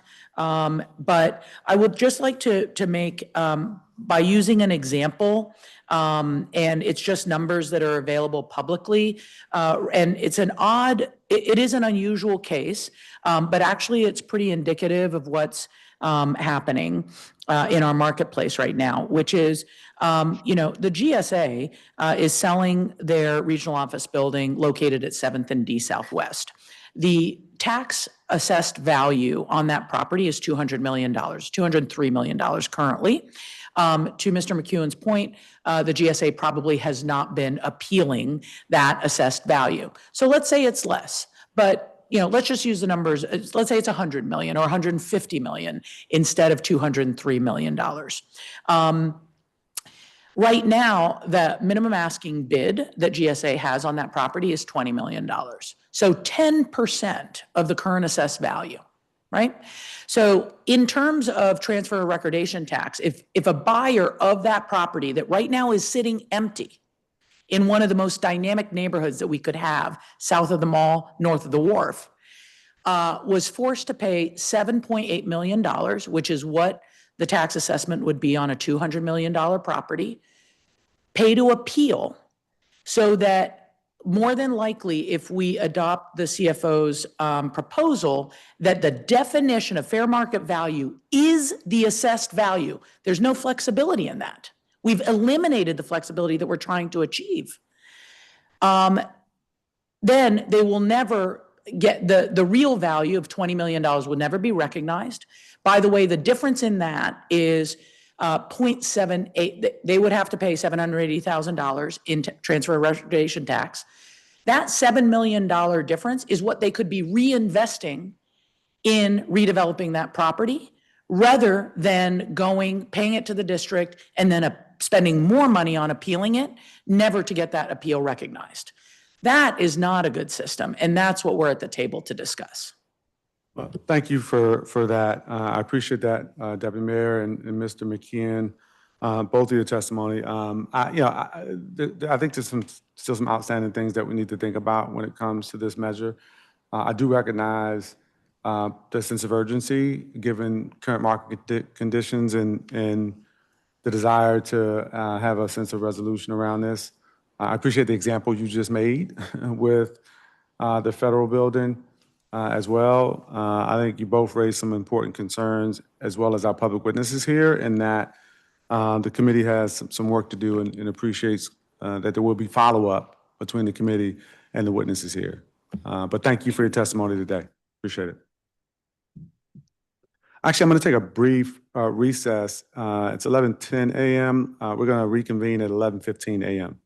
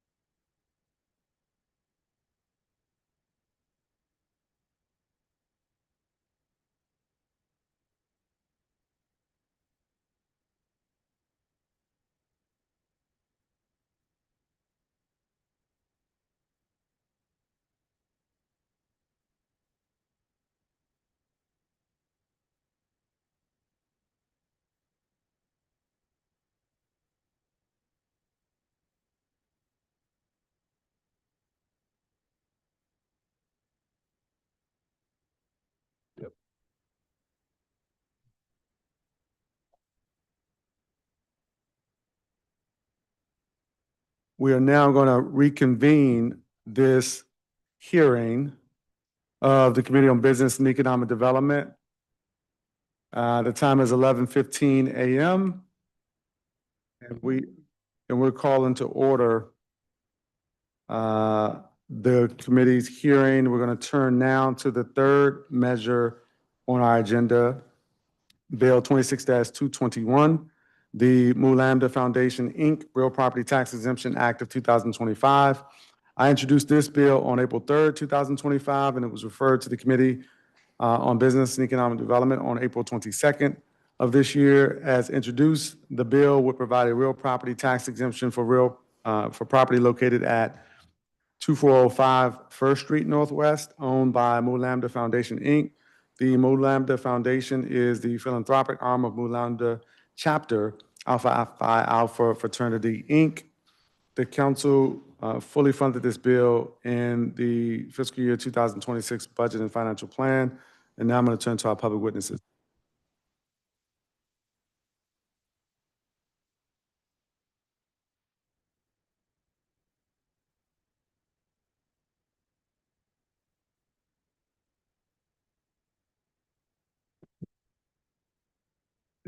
John Wilson, Leroy Lowry, and Celine Adolfo are the three witnesses who signed up to testify here. You all can be seated.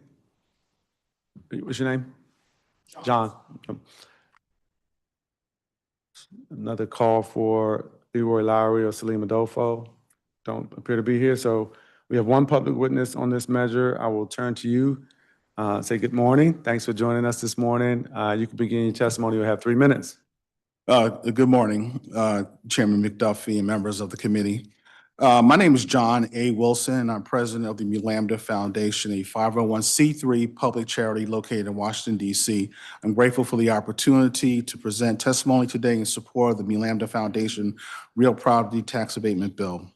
The Mu Lambda Foundation is a philanthropic arm of the Alpha Phi Alpha Fraternity Incorporated Mu Lambda Chapter.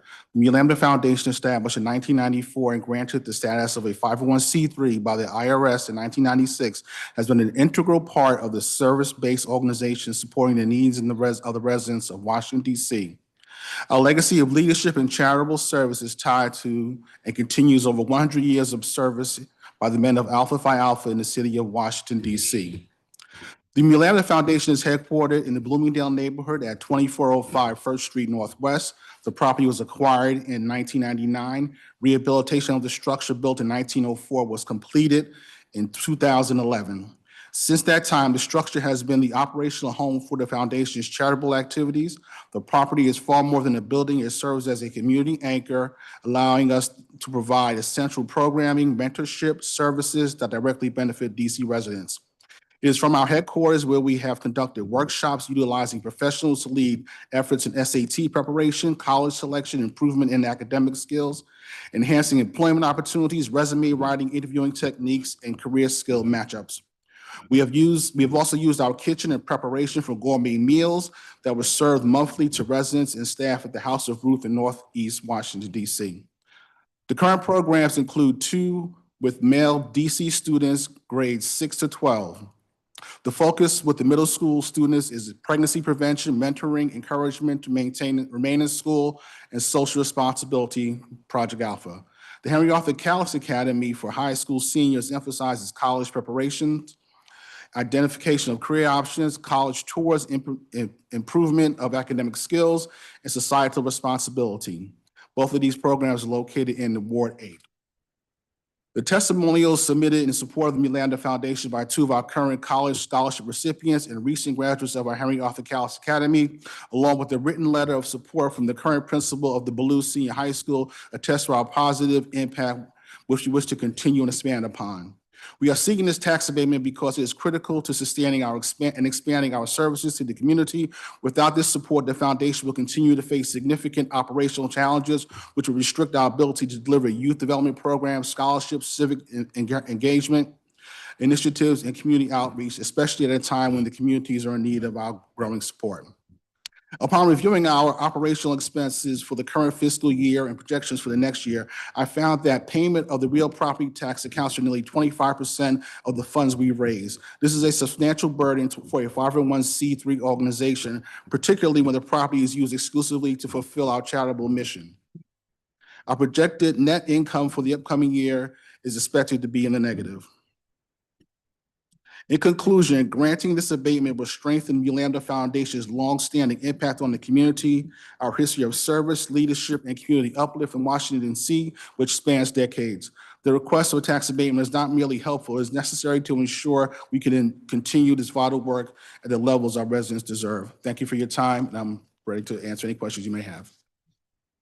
And thank you for your testimony. Appreciate you submitting that testimony in advance. I don't live too far from the site, so I'm well aware of its location.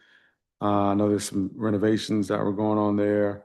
I also know it plays a key role in the community, and there's some programming around mentorship. I heard you mention Ballou High School as well. But I want to give you just an opportunity to expand on the role that it plays, the property plays in providing support to the community, to young folks, and just really describing how it's an asset to the community. Yes, so we use the house and allow the neighborhood to actually benefit from our presence. We have youths come over and actually do mentoring and development with them, mentorship. It's a staging area when we're doing our collection for charitable events such as toy drives, book collections, and preparation for meals, as we stated earlier, for the House of Rule. And then is it my understanding that there are some current operational restrictions on the property, just given some of the financial challenges there? Yes, we found that we're balancing the needs of being able to pay our property tax, for example, against the actual ability to provide more scholarships. So it has been a hindrance to our ability to do more. And in terms of the renovations that are happening there, the reference, and did you have a chance to receive and review the Office of the Chief Financial Officer's tax abatement financial analysis? Yes, I did. Okay.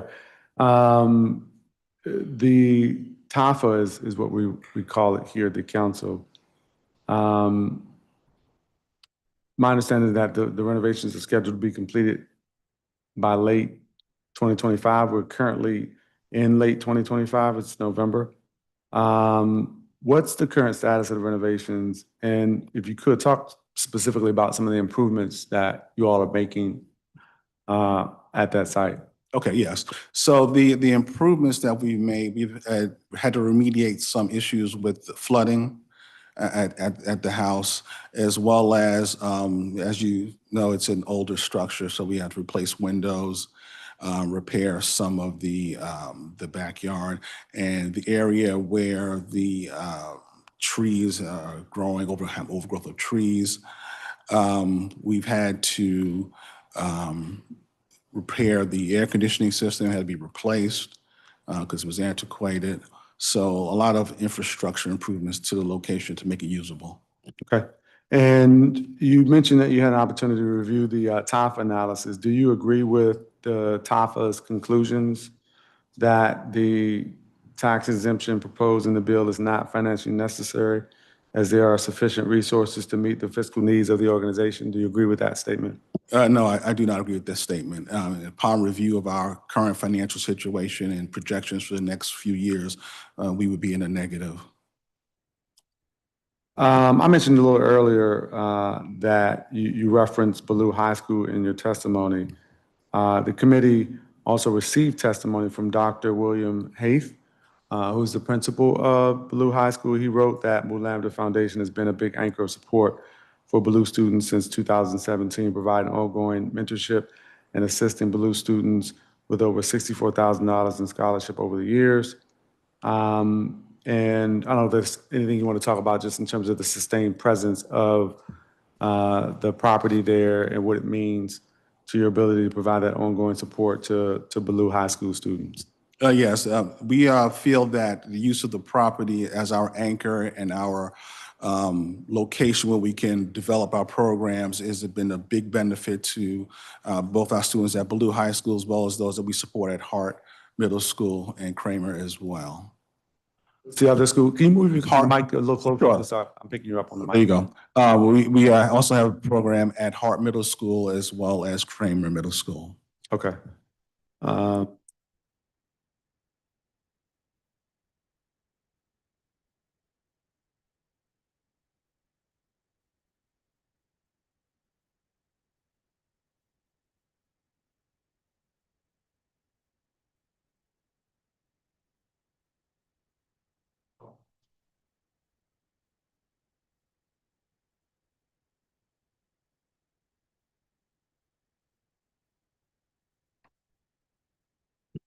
I feel like I've asked the questions that I need to ask. If there's any follow-up, I'll be happy to have the committee reach out to you.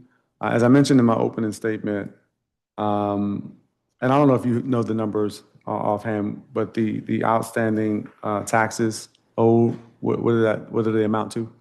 Per year, 13,000, then with the increased value of the house, 14, Okay. 45.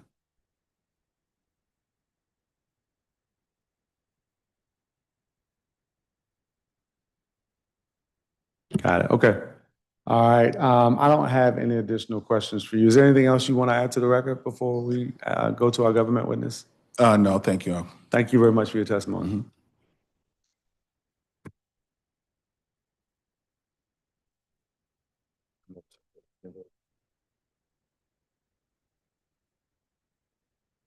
If you could just make sure you provide your written testimony to us.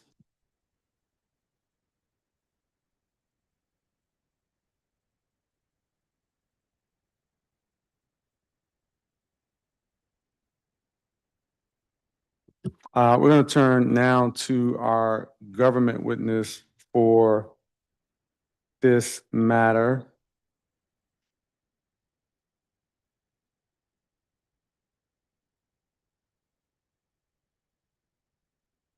As it's always the case, I'm going to swear you all in before you are seated and begin your testimony. If you could raise your right hands. Do you swear or affirm under the penalty of law that the testimony you're about to provide to the Council of the District of Columbia and the Committee on Business and Economic Development is truth, the whole truth, and nothing but the truth? Great. Thank you both for being here this morning. You can begin your testimony whenever you're ready.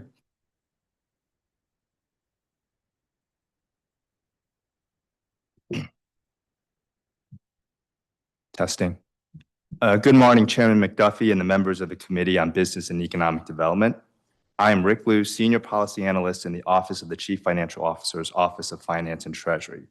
I am pleased to testify on behalf of the Office of the Chief Financial Officer, or the OCFO, on Bill 260221, the Mu Lambda Foundation, Inc. Real Property Tax Exemption Act of 2025, or the bill. The bill would provide a real property tax exemption to the property in the Bloomingdale neighborhood located at 2405 First Street Northwest, known for tax and assessment purposes as Lot 157, Square 3127, known as the property, for a 30-year period beginning on January 1st, 2025. The property serves as the operational headquarters for the Mu Lambda Foundation, Inc., or known as the applicant, a 501c3 organization which serves as the philanthropic arm of the Mu Lambda chapter of the Alpha Phi Alpha Fraternity, Inc. In addition to serving as the operational headquarters, the applicant uses the property to regularly host 3 of its major recurring charitable activities. These include, 1, the Battalion Program, a 16-week program focused on developing social skills and college preparedness for high school students that culminates in a select number of scholarships for graduates. Number 2, the Henry Arthur Callis Academy, an educational program focused on college and job readiness for middle and high school students. And number 3, Project Alpha, an educational program focused on teen pregnancy prevention for middle and high school students. The applicant seeks to increase the number of scholarships for its Battalion program, as well as expand its Henry Arthur Callis Academy and Project Alpha to additional schools in the district. The OCFO's Office of Finance and Treasury reviewed the applicant's audited financial statements from 2020 to 2023. The applicant's revenue sources comprised largely of membership dues along with fundraising revenue and discretionary contributions have consistently been able to cover the applicant's operating expenses. The applicant recently took out a mortgage on the property to complete an ongoing renovation project as well as to replenish its reserves. The applicant expects to cover the loan payments with his existing annual revenue sources. Although the applicant would likely need additional funding to expand its charitable programs, the scope of the expansion would depend on the additional financial resources that the applicant can obtain. Furthermore, the bill does not condition the exemption on any particular use on the property by the applicant. Moreover, the programs themselves ultimately remain at the discretion of the applicant and are not required for the applicant's continued operations. For the reasons set forth herein, the OCFO does not believe the tax exemption is financially necessary for the applicant to continue meeting its fiscal obligations. While a separate fiscal impact statement will be prepared, the estimated value of the exemption is approximately $66,955 during the current financial plan period, and an additional $647,748 for the 25-year period subsequent to the financial plan period. The bill as drafted only requires that the property be owned by the applicant in order to receive the exemption. We recommend that the bill be amended so that the exemption is conditioned on use of the property for charitable and educational purposes and not for commercial purposes, as is customary for exempt properties. Suggested language for this purpose is attached to my testimony. Thank you for the opportunity to testify. I'm happy to answer any questions you have. And thank you for your testimony, Mr. Liu. Probably just a couple of questions. I think you point out some areas that the bill needs to be tightened up, and I want to kind of focus on that. You mentioned that the bill as drafted only requires that the property be owned by the applicant in order to receive the exemption. And then you go on to recommend that the bill be amended so that the exemption is conditioned on the use of the property for charitable and educational purposes and not for commercial purposes, as is customary for exempt properties. Just talk a little bit more about that recommendation and why you're making it. I'll defer to my colleague Basil. Okay, sure. Yeah, we think that it's appropriate to provide that the exemption is conditioned on the use of the property for charitable and educational purposes. And from the testimony, we think that, that shouldn't be a very difficult condition to meet. I think that normally when an exemption is given, usually there's some public benefit that has to be received in return for the exemption. And I think that it's appropriate to require that in the statute and ensure the property is not then used for a commercial or non-exempt purpose. And I'm going to ask you just to pull the mic a little closer. I have a follow. I'm trying to locate. I think I already have it somewhere in my binder because I looked at the TAFA. But you all offered some additional recommendations, I believe, or is that the only recommendation that you made? I believe this is the only recommendation for this one. Okay. Okay.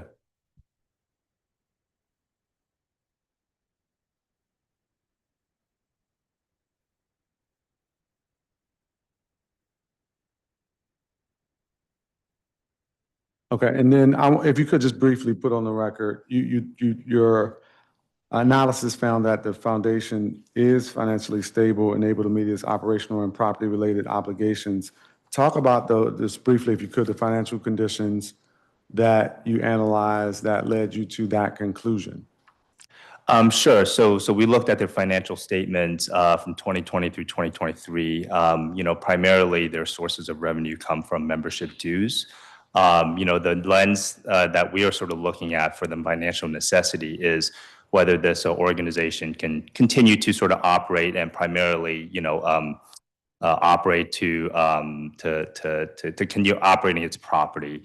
While it does have a mission of charitable activities, and customarily they have, done a certain scope of those charitable activities in past years. The scale of that moving forward into the future, is sort of at their discretion and at the ability of their ability to sort of afford to pay for those programs. So we primarily were looking at, whether or not they had the resources to sort of keep the property operating. Okay. But if just for the purpose of this discussion, making an assumption that if it operates primarily as a charitable entity, is the conclusion still accurate that they would have the resources to be able to pay taxes and that the abatement would not be financially necessary? That is our, yes, that is our opinion, Okay. the CFO. Okay. I don't have any additional questions right now. I appreciate the recommendations that you all made. Thank you.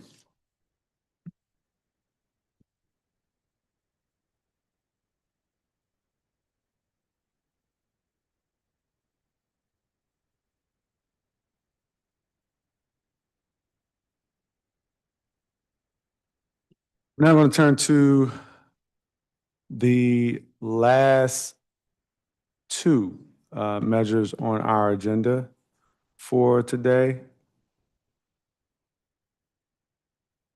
Bill 26-125, the 2607 Connecticut Avenue Northwest Timeline Extension and Tax Forgiveness Act of 2025, and Bill 26-237, the 4111 Kansas Avenue Northwest Timeline Extension and Tax Forgiveness Act of 2025. Bill 26-125 was introduced by Councilmember Matt Fruman on February 14th, 2025, and it was referred to the committee on February 18th, 2025. As introduced, the bill would extend the 12-month requirement for certification of a nonprofit workforce housing property for the residential apartment building located at 2607 Connecticut Avenue Northwest. It would also forgive and refund any tax assessed or paid since January 23rd, 2023. Bill 26-237 was introduced by Councilmember Louis George on May 1st, 2025, and it was referred to the Committee on Business and Economic Development on May 6, 2025. As introduced, Bill 26-237 would excuse 4111 Kansas Avenue Northwest, owned by Sum Inc., from the recertification requirements to qualify as a nonprofit workforce housing property for 48 months from the date of acquisition, and will forgive and refund any real property taxes assessed or paid on that property since May 31st, 2022. As part of the fiscal year 2026 budget and financial plan, this committee funded a broad fix to the nonprofit workforce housing tax exemption to address mechanical and technical issues that negatively impacted take-up and implementation. Notably, Councilmember Fruman provided this committee with funding to fully pre-fund Bill 26-125. I'm going to now, before calling public witnesses, turn to Ward 3 Councilmember Matthew Fruman for an opening statement. Thank you very much. I'll be very brief in my opening statement. We work to pre-fund this because it's such an important investment for the city and to make opportunity available to more of our residents. We understand this is complicated, but we think that it is critical that we follow through on this, and I look forward to hearing the testimony and working with you, Mr. Chairman, to make sure that we can get this done. Thank you, Councilmember Fruman. We had just a couple of public witnesses who signed up to testify for these measures. And if they're present, they can come forward. Betty Gentle, Amani Woodby, both with Sum Inc. And good morning to both of you. Thanks for joining us at the Wilson Building this morning. And whenever you're seated and situated, you can begin your testimony. You'll each have 3 minutes. Greetings, Chairman McDuffie and members of the committee. Thank you for the opportunity to testify today in support of B 26-0125, the 2607 Connecticut Avenue Northwest Timeline Extension and Tax Forgiveness Act of 2025, and B 26-0237, the 4111 Kansas Avenue Northwest Timeline Extension and Tax Forgiveness Act of 2025. My name is Betty Gentle, and I serve as the Senior Director of Advocacy and Public Policy at Sum Incorporated, a 501c3 nonprofit housing developer and comprehensive social service provider in DC. For over 54 years, Sum has provided direct services to individuals and families experiencing homelessness, addressing immediate needs while also offering long-term supports through our whole person care approach. Since opening our first affordable housing building in 1986, we've developed, acquired, and renovated over 20 properties, providing thousands of low-income seniors, individuals, and families with safe, stable housing and wraparound support. We deeply value our partnership with the district government, whose support has been essential to our mission. Our work is strengthened every day through close collaboration with agencies across the city. Sum provides crisis stabilization beds, comprehensive SUD services, transitional housing, and opioid outreach in partnership with DBH, emergency transitional housing for seniors and holistic senior day programming with DACA, workforce development and job training with DHS and OSSI, wraparound mental health supports for gun violence and survivors with OVSHG and ONES, and comprehensive primary behavioral health care services in partnership with DC Health. We also actively contribute to the ICH through participation in its committees and work groups.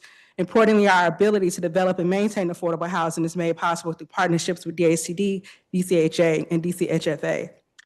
B 26-0125 and B 26-0237 would extend the 12-month certification timeline for these properties and allow forgiveness and refund of any assessed and taxes sum is paid. This relief is critical to sustaining these deeply affordable housing projects. We thank Councilmember Fruman and Councilmember Lewis George for their support in this committee for amending the underlying statute, DC Code 47-1005.03, to better align the law's intent and the district housing goals going forward. Project highlights and challenges: 2607 Connecticut Avenue located in Ward 3. Willie Park and the broader Rock Creek West area is a high opportunity neighborhood, yet its benefits remain largely inaccessible to low-income residents due to extremely high housing costs. This project not only provides affordable housing, but also expands long-term economic mobility for residents historically excluded from such neighborhoods. 2607 Connecticut Avenue Northwest added 23 junior one-bedroom units with case management for households below 50% AMI, focusing on those at or below 30%. Lease-up was initially delayed due to DACD's RFP process timing and matching tenants as PSH vouchers through DHS. While we submitted our certification on time, only one lease had been signed within the first year, leading to a denial of the exemption. Currently, 21 of 23 units are occupied by DHS voucher holders, and the remaining 2 LRSP units will be filled shortly as the agreement has just been signed and the fully executed contract from DCHA is expected soon.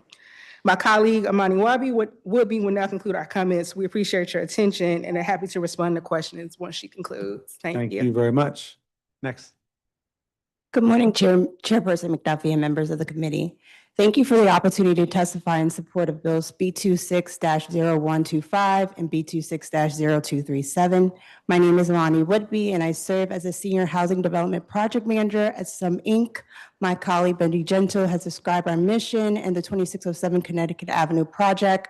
I will focus on 4111 Kansas Avenue Northwest and the financial urgency behind both bills.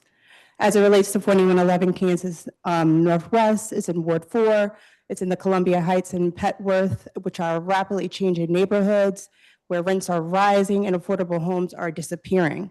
4111 Kansas preserves 40 units for individuals and families between 0 and 30% AMI using the housing choice vouchers.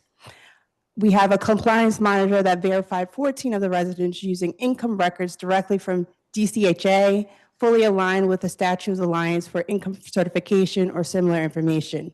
Despite this, the exemption was denied solely due to the format of documentation, but not because of the residents' income eligibility.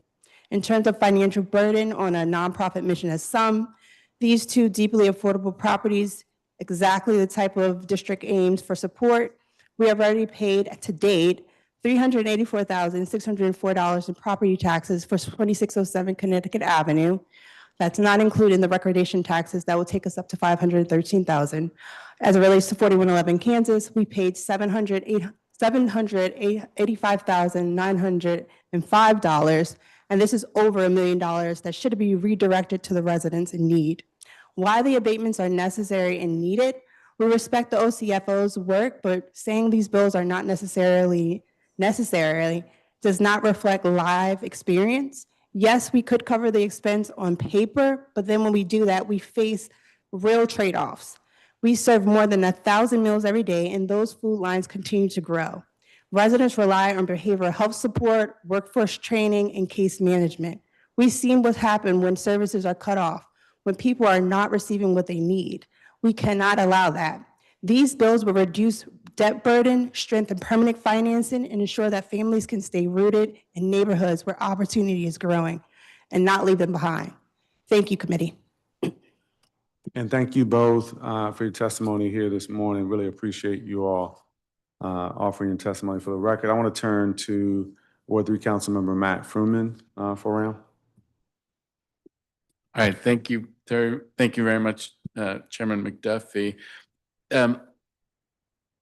To both of you or whoever would like to answer, the CFO stated in their analysis, the TAFA, that the tax refund is not financially necessary and that some serving as the parent organization to the property at 2607 Connecticut Avenue has sufficient resources to cover the real property and recordation tax liability.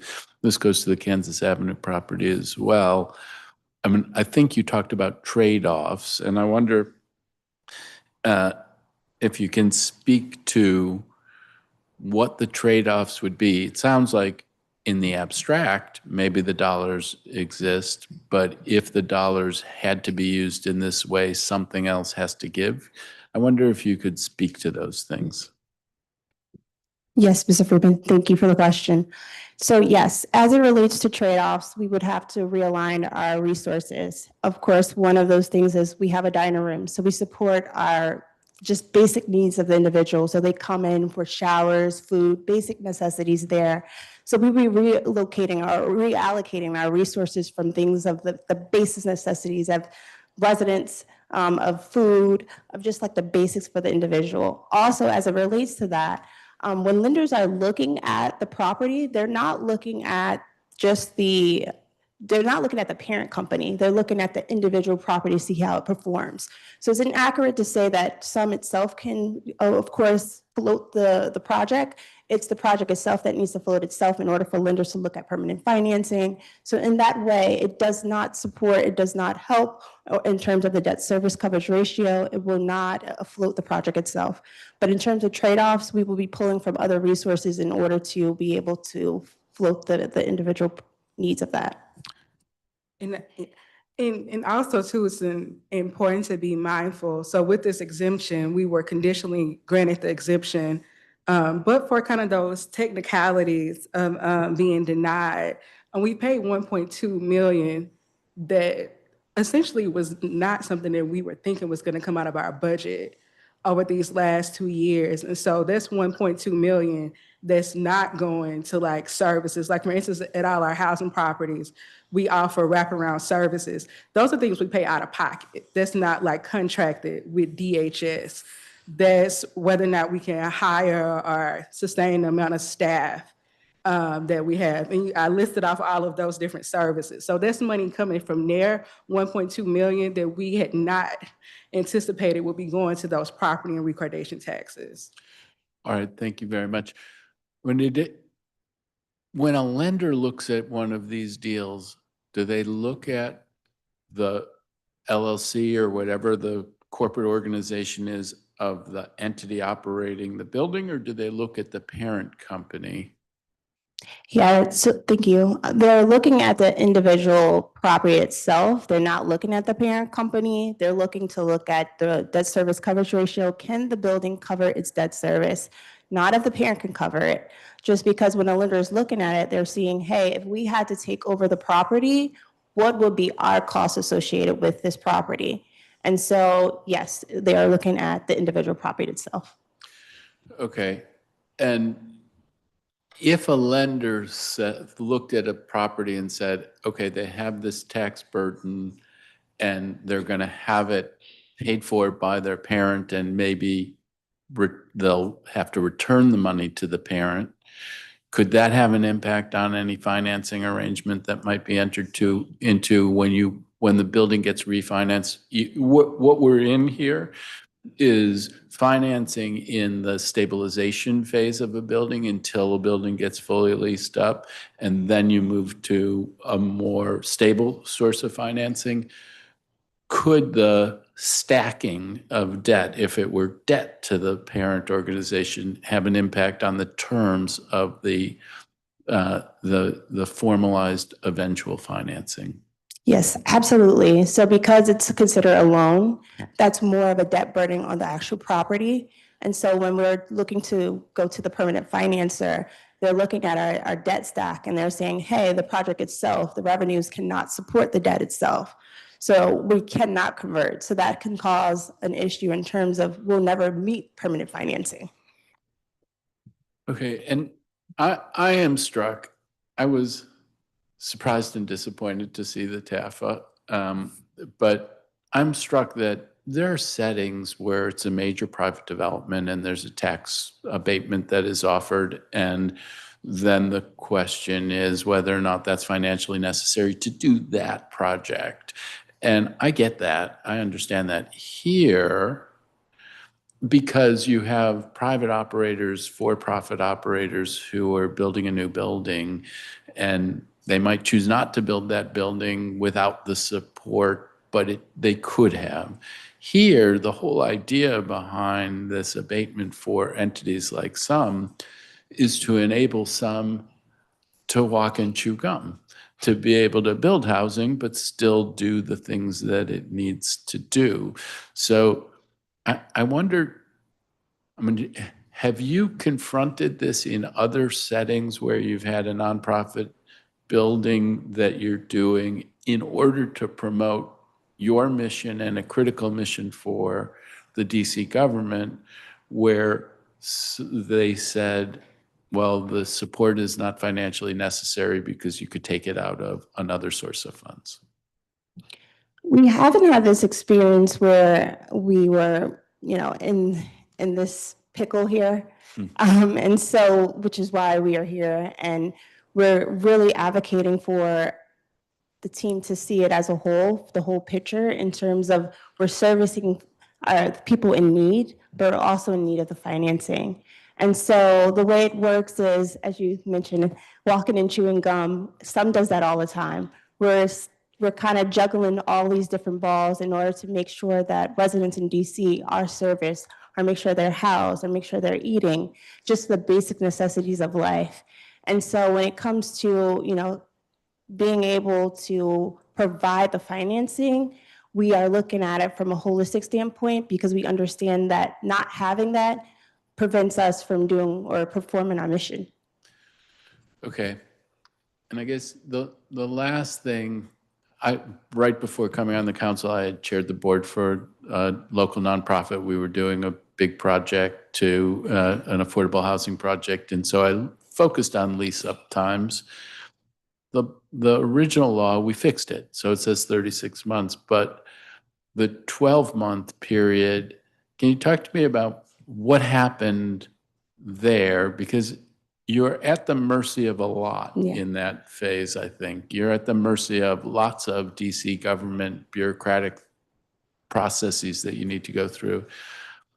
Was 12 months ever realistic to get to where you needed to go, or was it made more difficult because of other things that were happening with the DC government?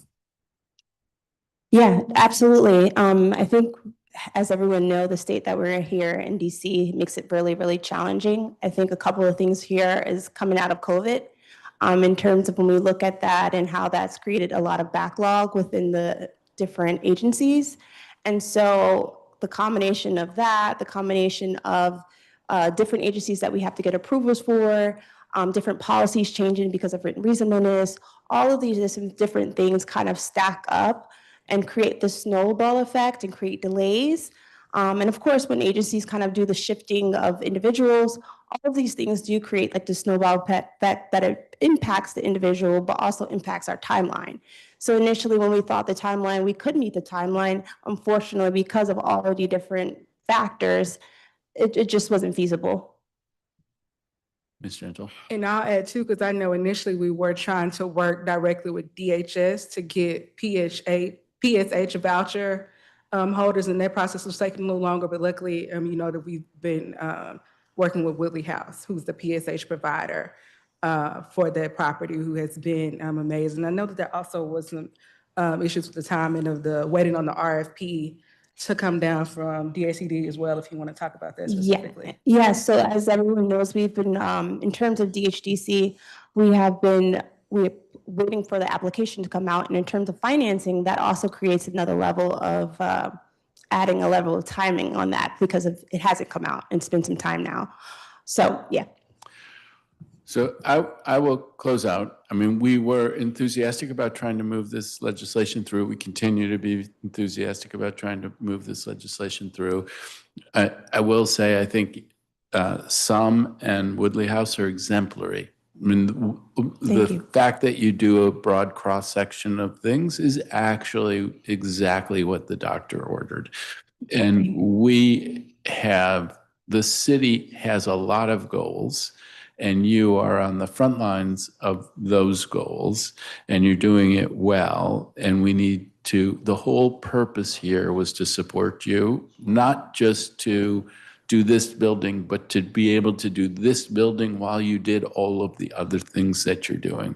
So we'll do what we can to get this through. Really grateful to you for your work and for your testimony. Thank you.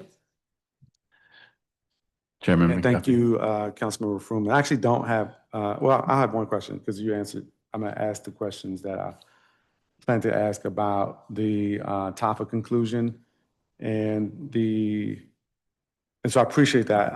But just I don't know if you already mentioned it. Did you all apply for exemptions for both of the properties already? Yes, we have. We submitted our application on October 3rd, excuse me. Okay, so just past month, October 3rd. This is our second round of applying, so yes. And I'm assuming you haven't heard back yet? We have not. Okay, all right. That's all the questions I have. Did you have any other questions, Councilman Froome? I'm good. Thank you very much. Thank you. Well, thank you for your testimony and all your work. We appreciate it, and we're going to turn to our government witnesses at this point.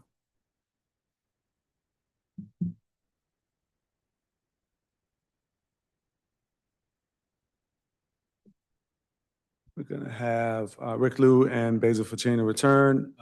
We don't need to swear you in again. You're still under oath, I will remind you. You all can have a seat, and whenever you're settled in, you can begin your testimony.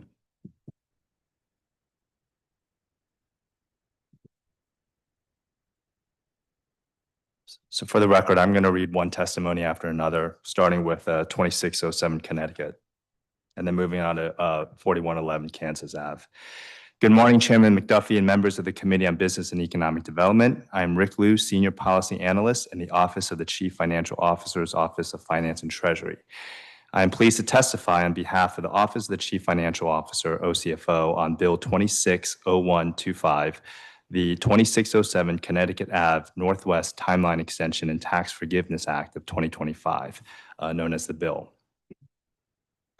The bill would allow the real property located at 2607 Connecticut Ave Northwest, known for tax and assessment purposes as Lot 151 and Square 2204, the property, to qualify for the workforce housing exemption provided by the DC Official Code 471005.03, hereafter referred to as the workforce housing exemption, for 36 months from the date of its acquisition by its current owner or until January 23, 2026.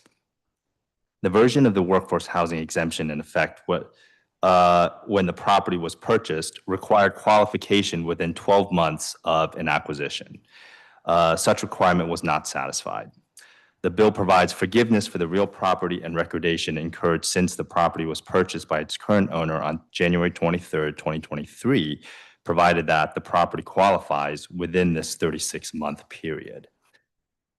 The property is owned by 2607 Connecticut Ave LLC, known as the applicant, a subsidiary of Affordable Housing Opportunities, Inc., which in turn is wholly owned and operated by So Others May Eat, Inc., a nonprofit housing developer based in the district, further referred to as the parent organization. The property is a 23-unit apartment building, which the owner intends to use for affordable housing. Since the bill was introduced, the DC Council has amended the workforce housing exemption in the fiscal year 2026 Budget Support Act of 2025 to remove the 12-month limitation and allow properties to initially qualify for the workforce housing exemption even after 12 months have elapsed since property acquisition. Since this bill is effective only if the property qualifies under the workforce housing exemption by January 23, 2026, the Office of Finance and Treasury's analysis assumes the exemption, if approved, will be effective beginning in fiscal year 2026. The OCFO's Office of Finance and Treasury reviewed the applicant's financial information back to 2022, as well as financial projections for the property and summary details and draft terms regarding permanent financing on the property. The applicant also provided financial statements for the parent organization and its affiliates back to 2022, which included both audited and unaudited financial statements. The applicant acquired the property with funds from the parent organization and a temporary acquisition loan from the Community Development Financial Institution. This acquisition loan will be replaced by permanent financing provided by a conventional lender, a social impact lender, housing production trust funds from the district, and funds from the parent organization. The conventional and social impact lenders loans will be subject to financial covenants and require regular debt payments, while housing production trust funds and funds provided by the parent organization will be repaid by cash flow from the property after these debt payments are made as available. Assuming the property qualifies under the workforce housing exemption in fiscal year 2026, which is a condition to receive the tax exemption stated in the bill, its projected net income should be sufficient to secure the permanent loans at the amounts the applicant is seeking without requiring additional funding contributions from the parent organization beyond what is projected. While the retrospective tax relief could help the applicant's parent organization advance its mission to provide affordable housing and social services citywide, it is not necessary to secure the permanent financing for this property, and it represents a small portion of the parent organization's non-restricted net assets overall. Therefore, the OCFO believes the exemption for the property is not financially necessary. While a separate fiscal impact statement will be prepared, the estimated value of the exemption is approximately $513,000 during the current financial plan period, with no impact in the 25 years after the financial plan period. And I am going to move to the next testimony for 4111 Kansas Ave. This bill would allow the property located at 4111 Kansas Ave Northwest, known for tax and assessment purposes as lots 2001 through 2045 in square 2910, known as the property, until May 31st, 2026, a 46 months from the date of its acquisitions by So Others May Eat, Inc., hereafter referred to as SOME, or the applicant, to apply for the exemption provided under DC Official Code 471005.03, hereafter referred to as the Workforce Housing Exemption. SOME is a nonprofit housing developer based in the district. The property is a 40-unit apartment building acquired by SOME for use as affordable housing. The version of the workforce housing exemption in effect when the property was purchased required qualification within 12 months of the acquisition. This property was also unable to satisfy this requirement. Recently, the DC Council amended the workforce housing exemption in fiscal year 2026 Budget Support Act of 2025 to remove the 12-month limitation to allow properties to initially qualify for the workforce housing exemption, even after 12 months have elapsed since their acquisition. This bill would forgive taxes on the property for 48 months from May 21st, 2022, regardless of whether the workforce housing exemption is granted. The OCFO's Office of Finance and Treasury reviewed the applicant's financial information back to 2022, which included both audited and unaudited financial statements, financial projections for the property, and summary details and draft terms regarding permanent financing on the property. The applicant acquired the property using acquisition loans from 2 social impact lenders, as well as capital from the applicant. The applicant intends to replace the acquisition loans with permanent financing from a conventional and social impact lender, whose loans will be subject to financial covenants and require regular debt payments. Funds provided by the applicant will be repaid by cash flow from the property after these debt payments are made as available. Assuming the property is certified under the workforce housing exemption in fiscal year 2026, its projected net income with the tax exemption should be sufficient to secure the permanent loans without requiring additional funding contributions beyond what the applicant has projected. While the tax relief, as stated in the bill, can help the applicant advance its mission to provide affordable housing and social services district-wide, the exemption is not necessary to secure permanent financing for this property. Further, the exemption only represents a small portion of the applicant's non-restricted net assets overall. Therefore, the OCFO finds that the retroactive exemption for the property is not financially necessary. Lastly, the bill provides forgiveness of real property and recordation taxes for the 48-month period beginning May 21st, 2022. The May 21st date appears to be a typographical error since the property was acquired by the applicant on May 31st, 2022. The OCFO recommends that the bill be amended to reflect the correct date the property was acquired by the applicant, which was May 31st, 2022.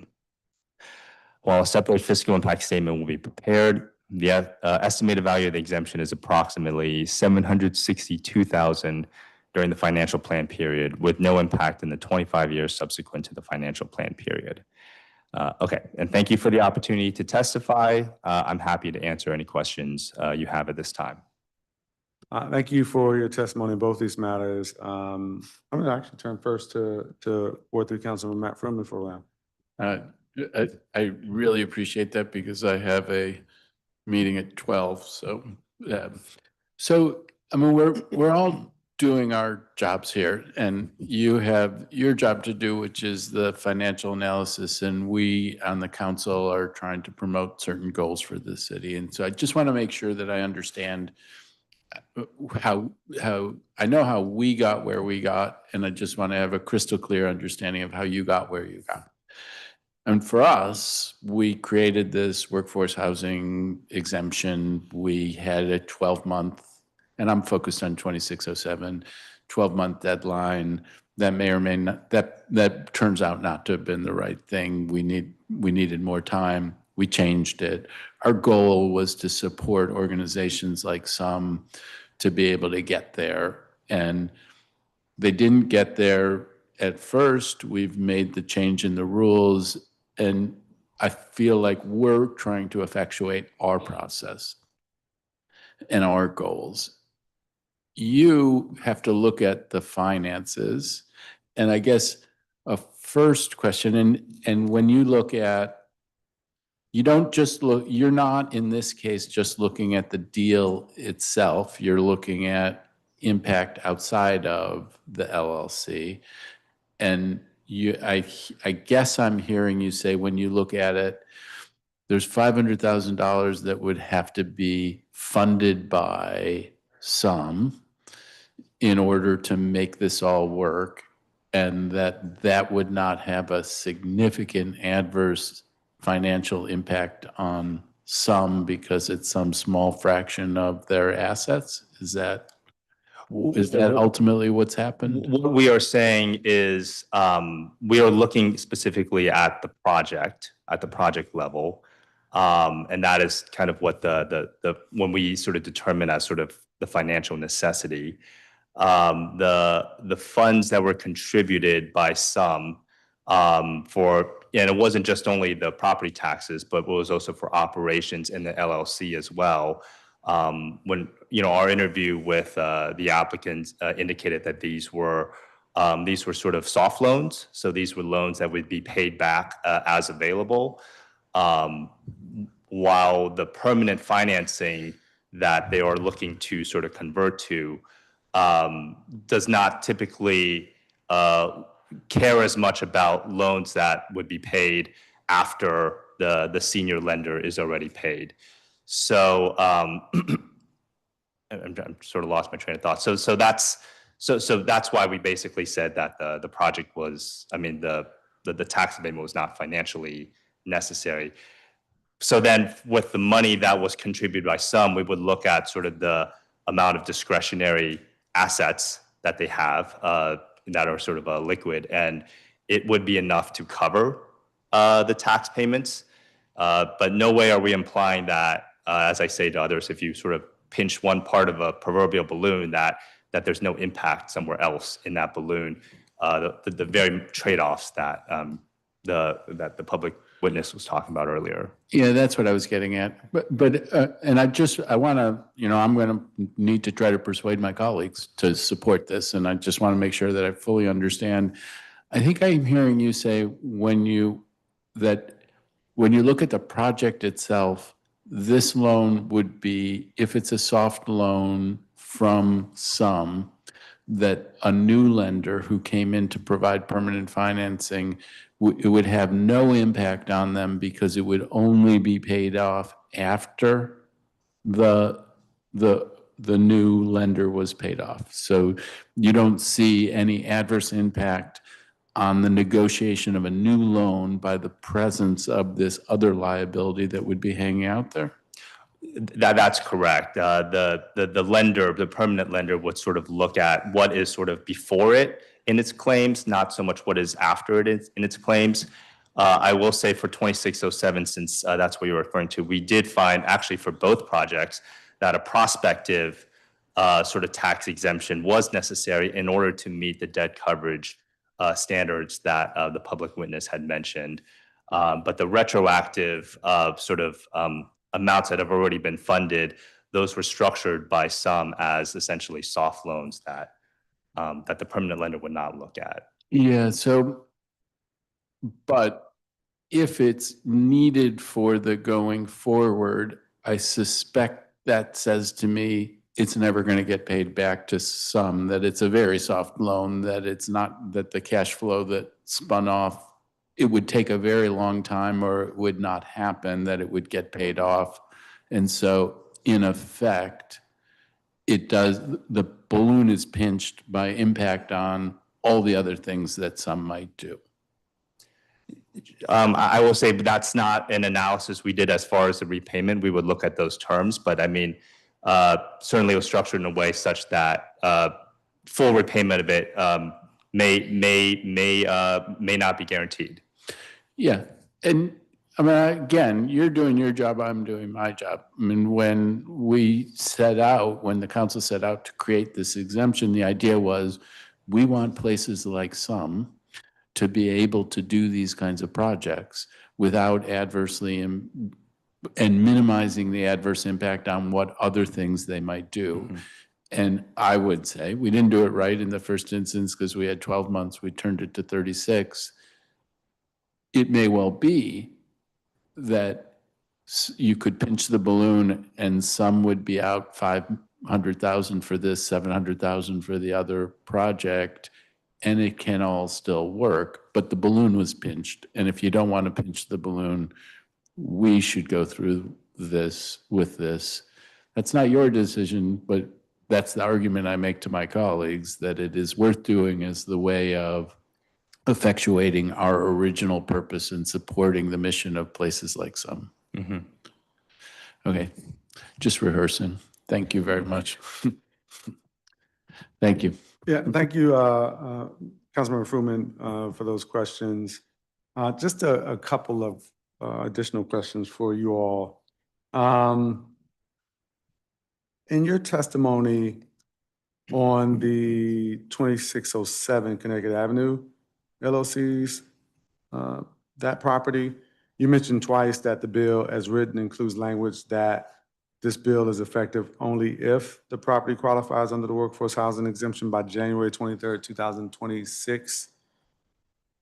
In contrast, a bill on some's Kansas Avenue property would forgive real property taxes for a 48-month period from May 21st, 2022, regardless of whether the exemption is certified in FY26. And so, I guess given that this committee removed the 12-month certification deadline requirement in the fiscal year 2026 budget and financial plan, would you agree that the 36-month and the 48-month requirements in the respective bills are no longer required? In other words, the committee could amend this bill to just provide retroactive forgiveness, given that forgiveness is partly funded And given that fiscal year 2026 certification has not been determined? Well, I guess it's kind of a convoluted question. I guess maybe we can break it up and to take it in pieces. So each bill is somewhat differently drafted. The 2607 bill does say that the forgiveness is contingent on the qualification as workforce housing, but the Kansas Avenue bill is just a freestanding forgiveness, and it doesn't really depend on that. Now, obviously, probably different people wrote these bills, and so they just had different drafting approaches. If the council wants to harmonize the language on these two bills, certainly that's something you can do. And also that's, again, the 48-month versus 36-month. That's also something that, maybe you want to harmonize and, Okay. just give them both 48 months and, handle it that way. But then these bills are in fact retrospective. They deal with the past. And the workforce housing law has been amended prospectively. So from 2026, the current year forward, the new rules apply and a property can qualify even if the application comes in after the initial 12-month ownership period. Right.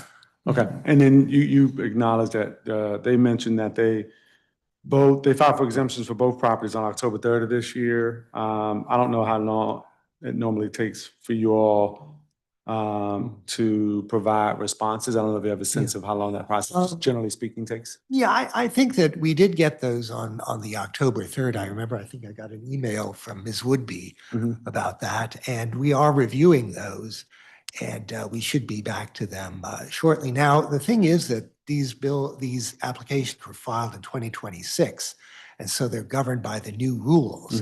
And we've actually updated our certification form for 2026. So I'll probably be going back to some to say, can you update what you filed to bring it in line with what the current requirements are? But I think that we can move forward with those evaluations.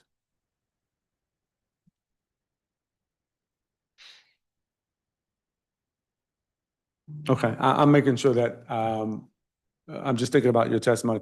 Do you all have you all identified any potential implementation challenges with how we recently amended the exemption? No, not at this point. I think that the amendments that were made addressed the issues that came up with these two properties. And so hopefully, All right. yes.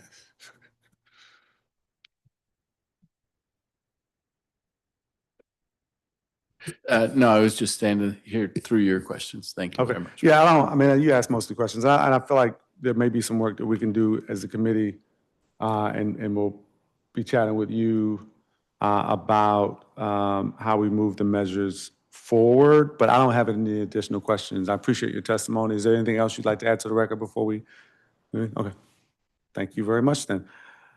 I would like to thank everyone who testified on all of the measures on the committee's agenda today. As a reminder, those interested in submitting written testimony for the record may do so until 5 p.m. on Monday, November 24th, 2025. Submissions should be made via the council's hearing management system on the council's website at dccouncil.gov. There being no further business before the committee, this marks the end of today's public hearing. The time is now 12:19 p.m. and this hearing is adjourned.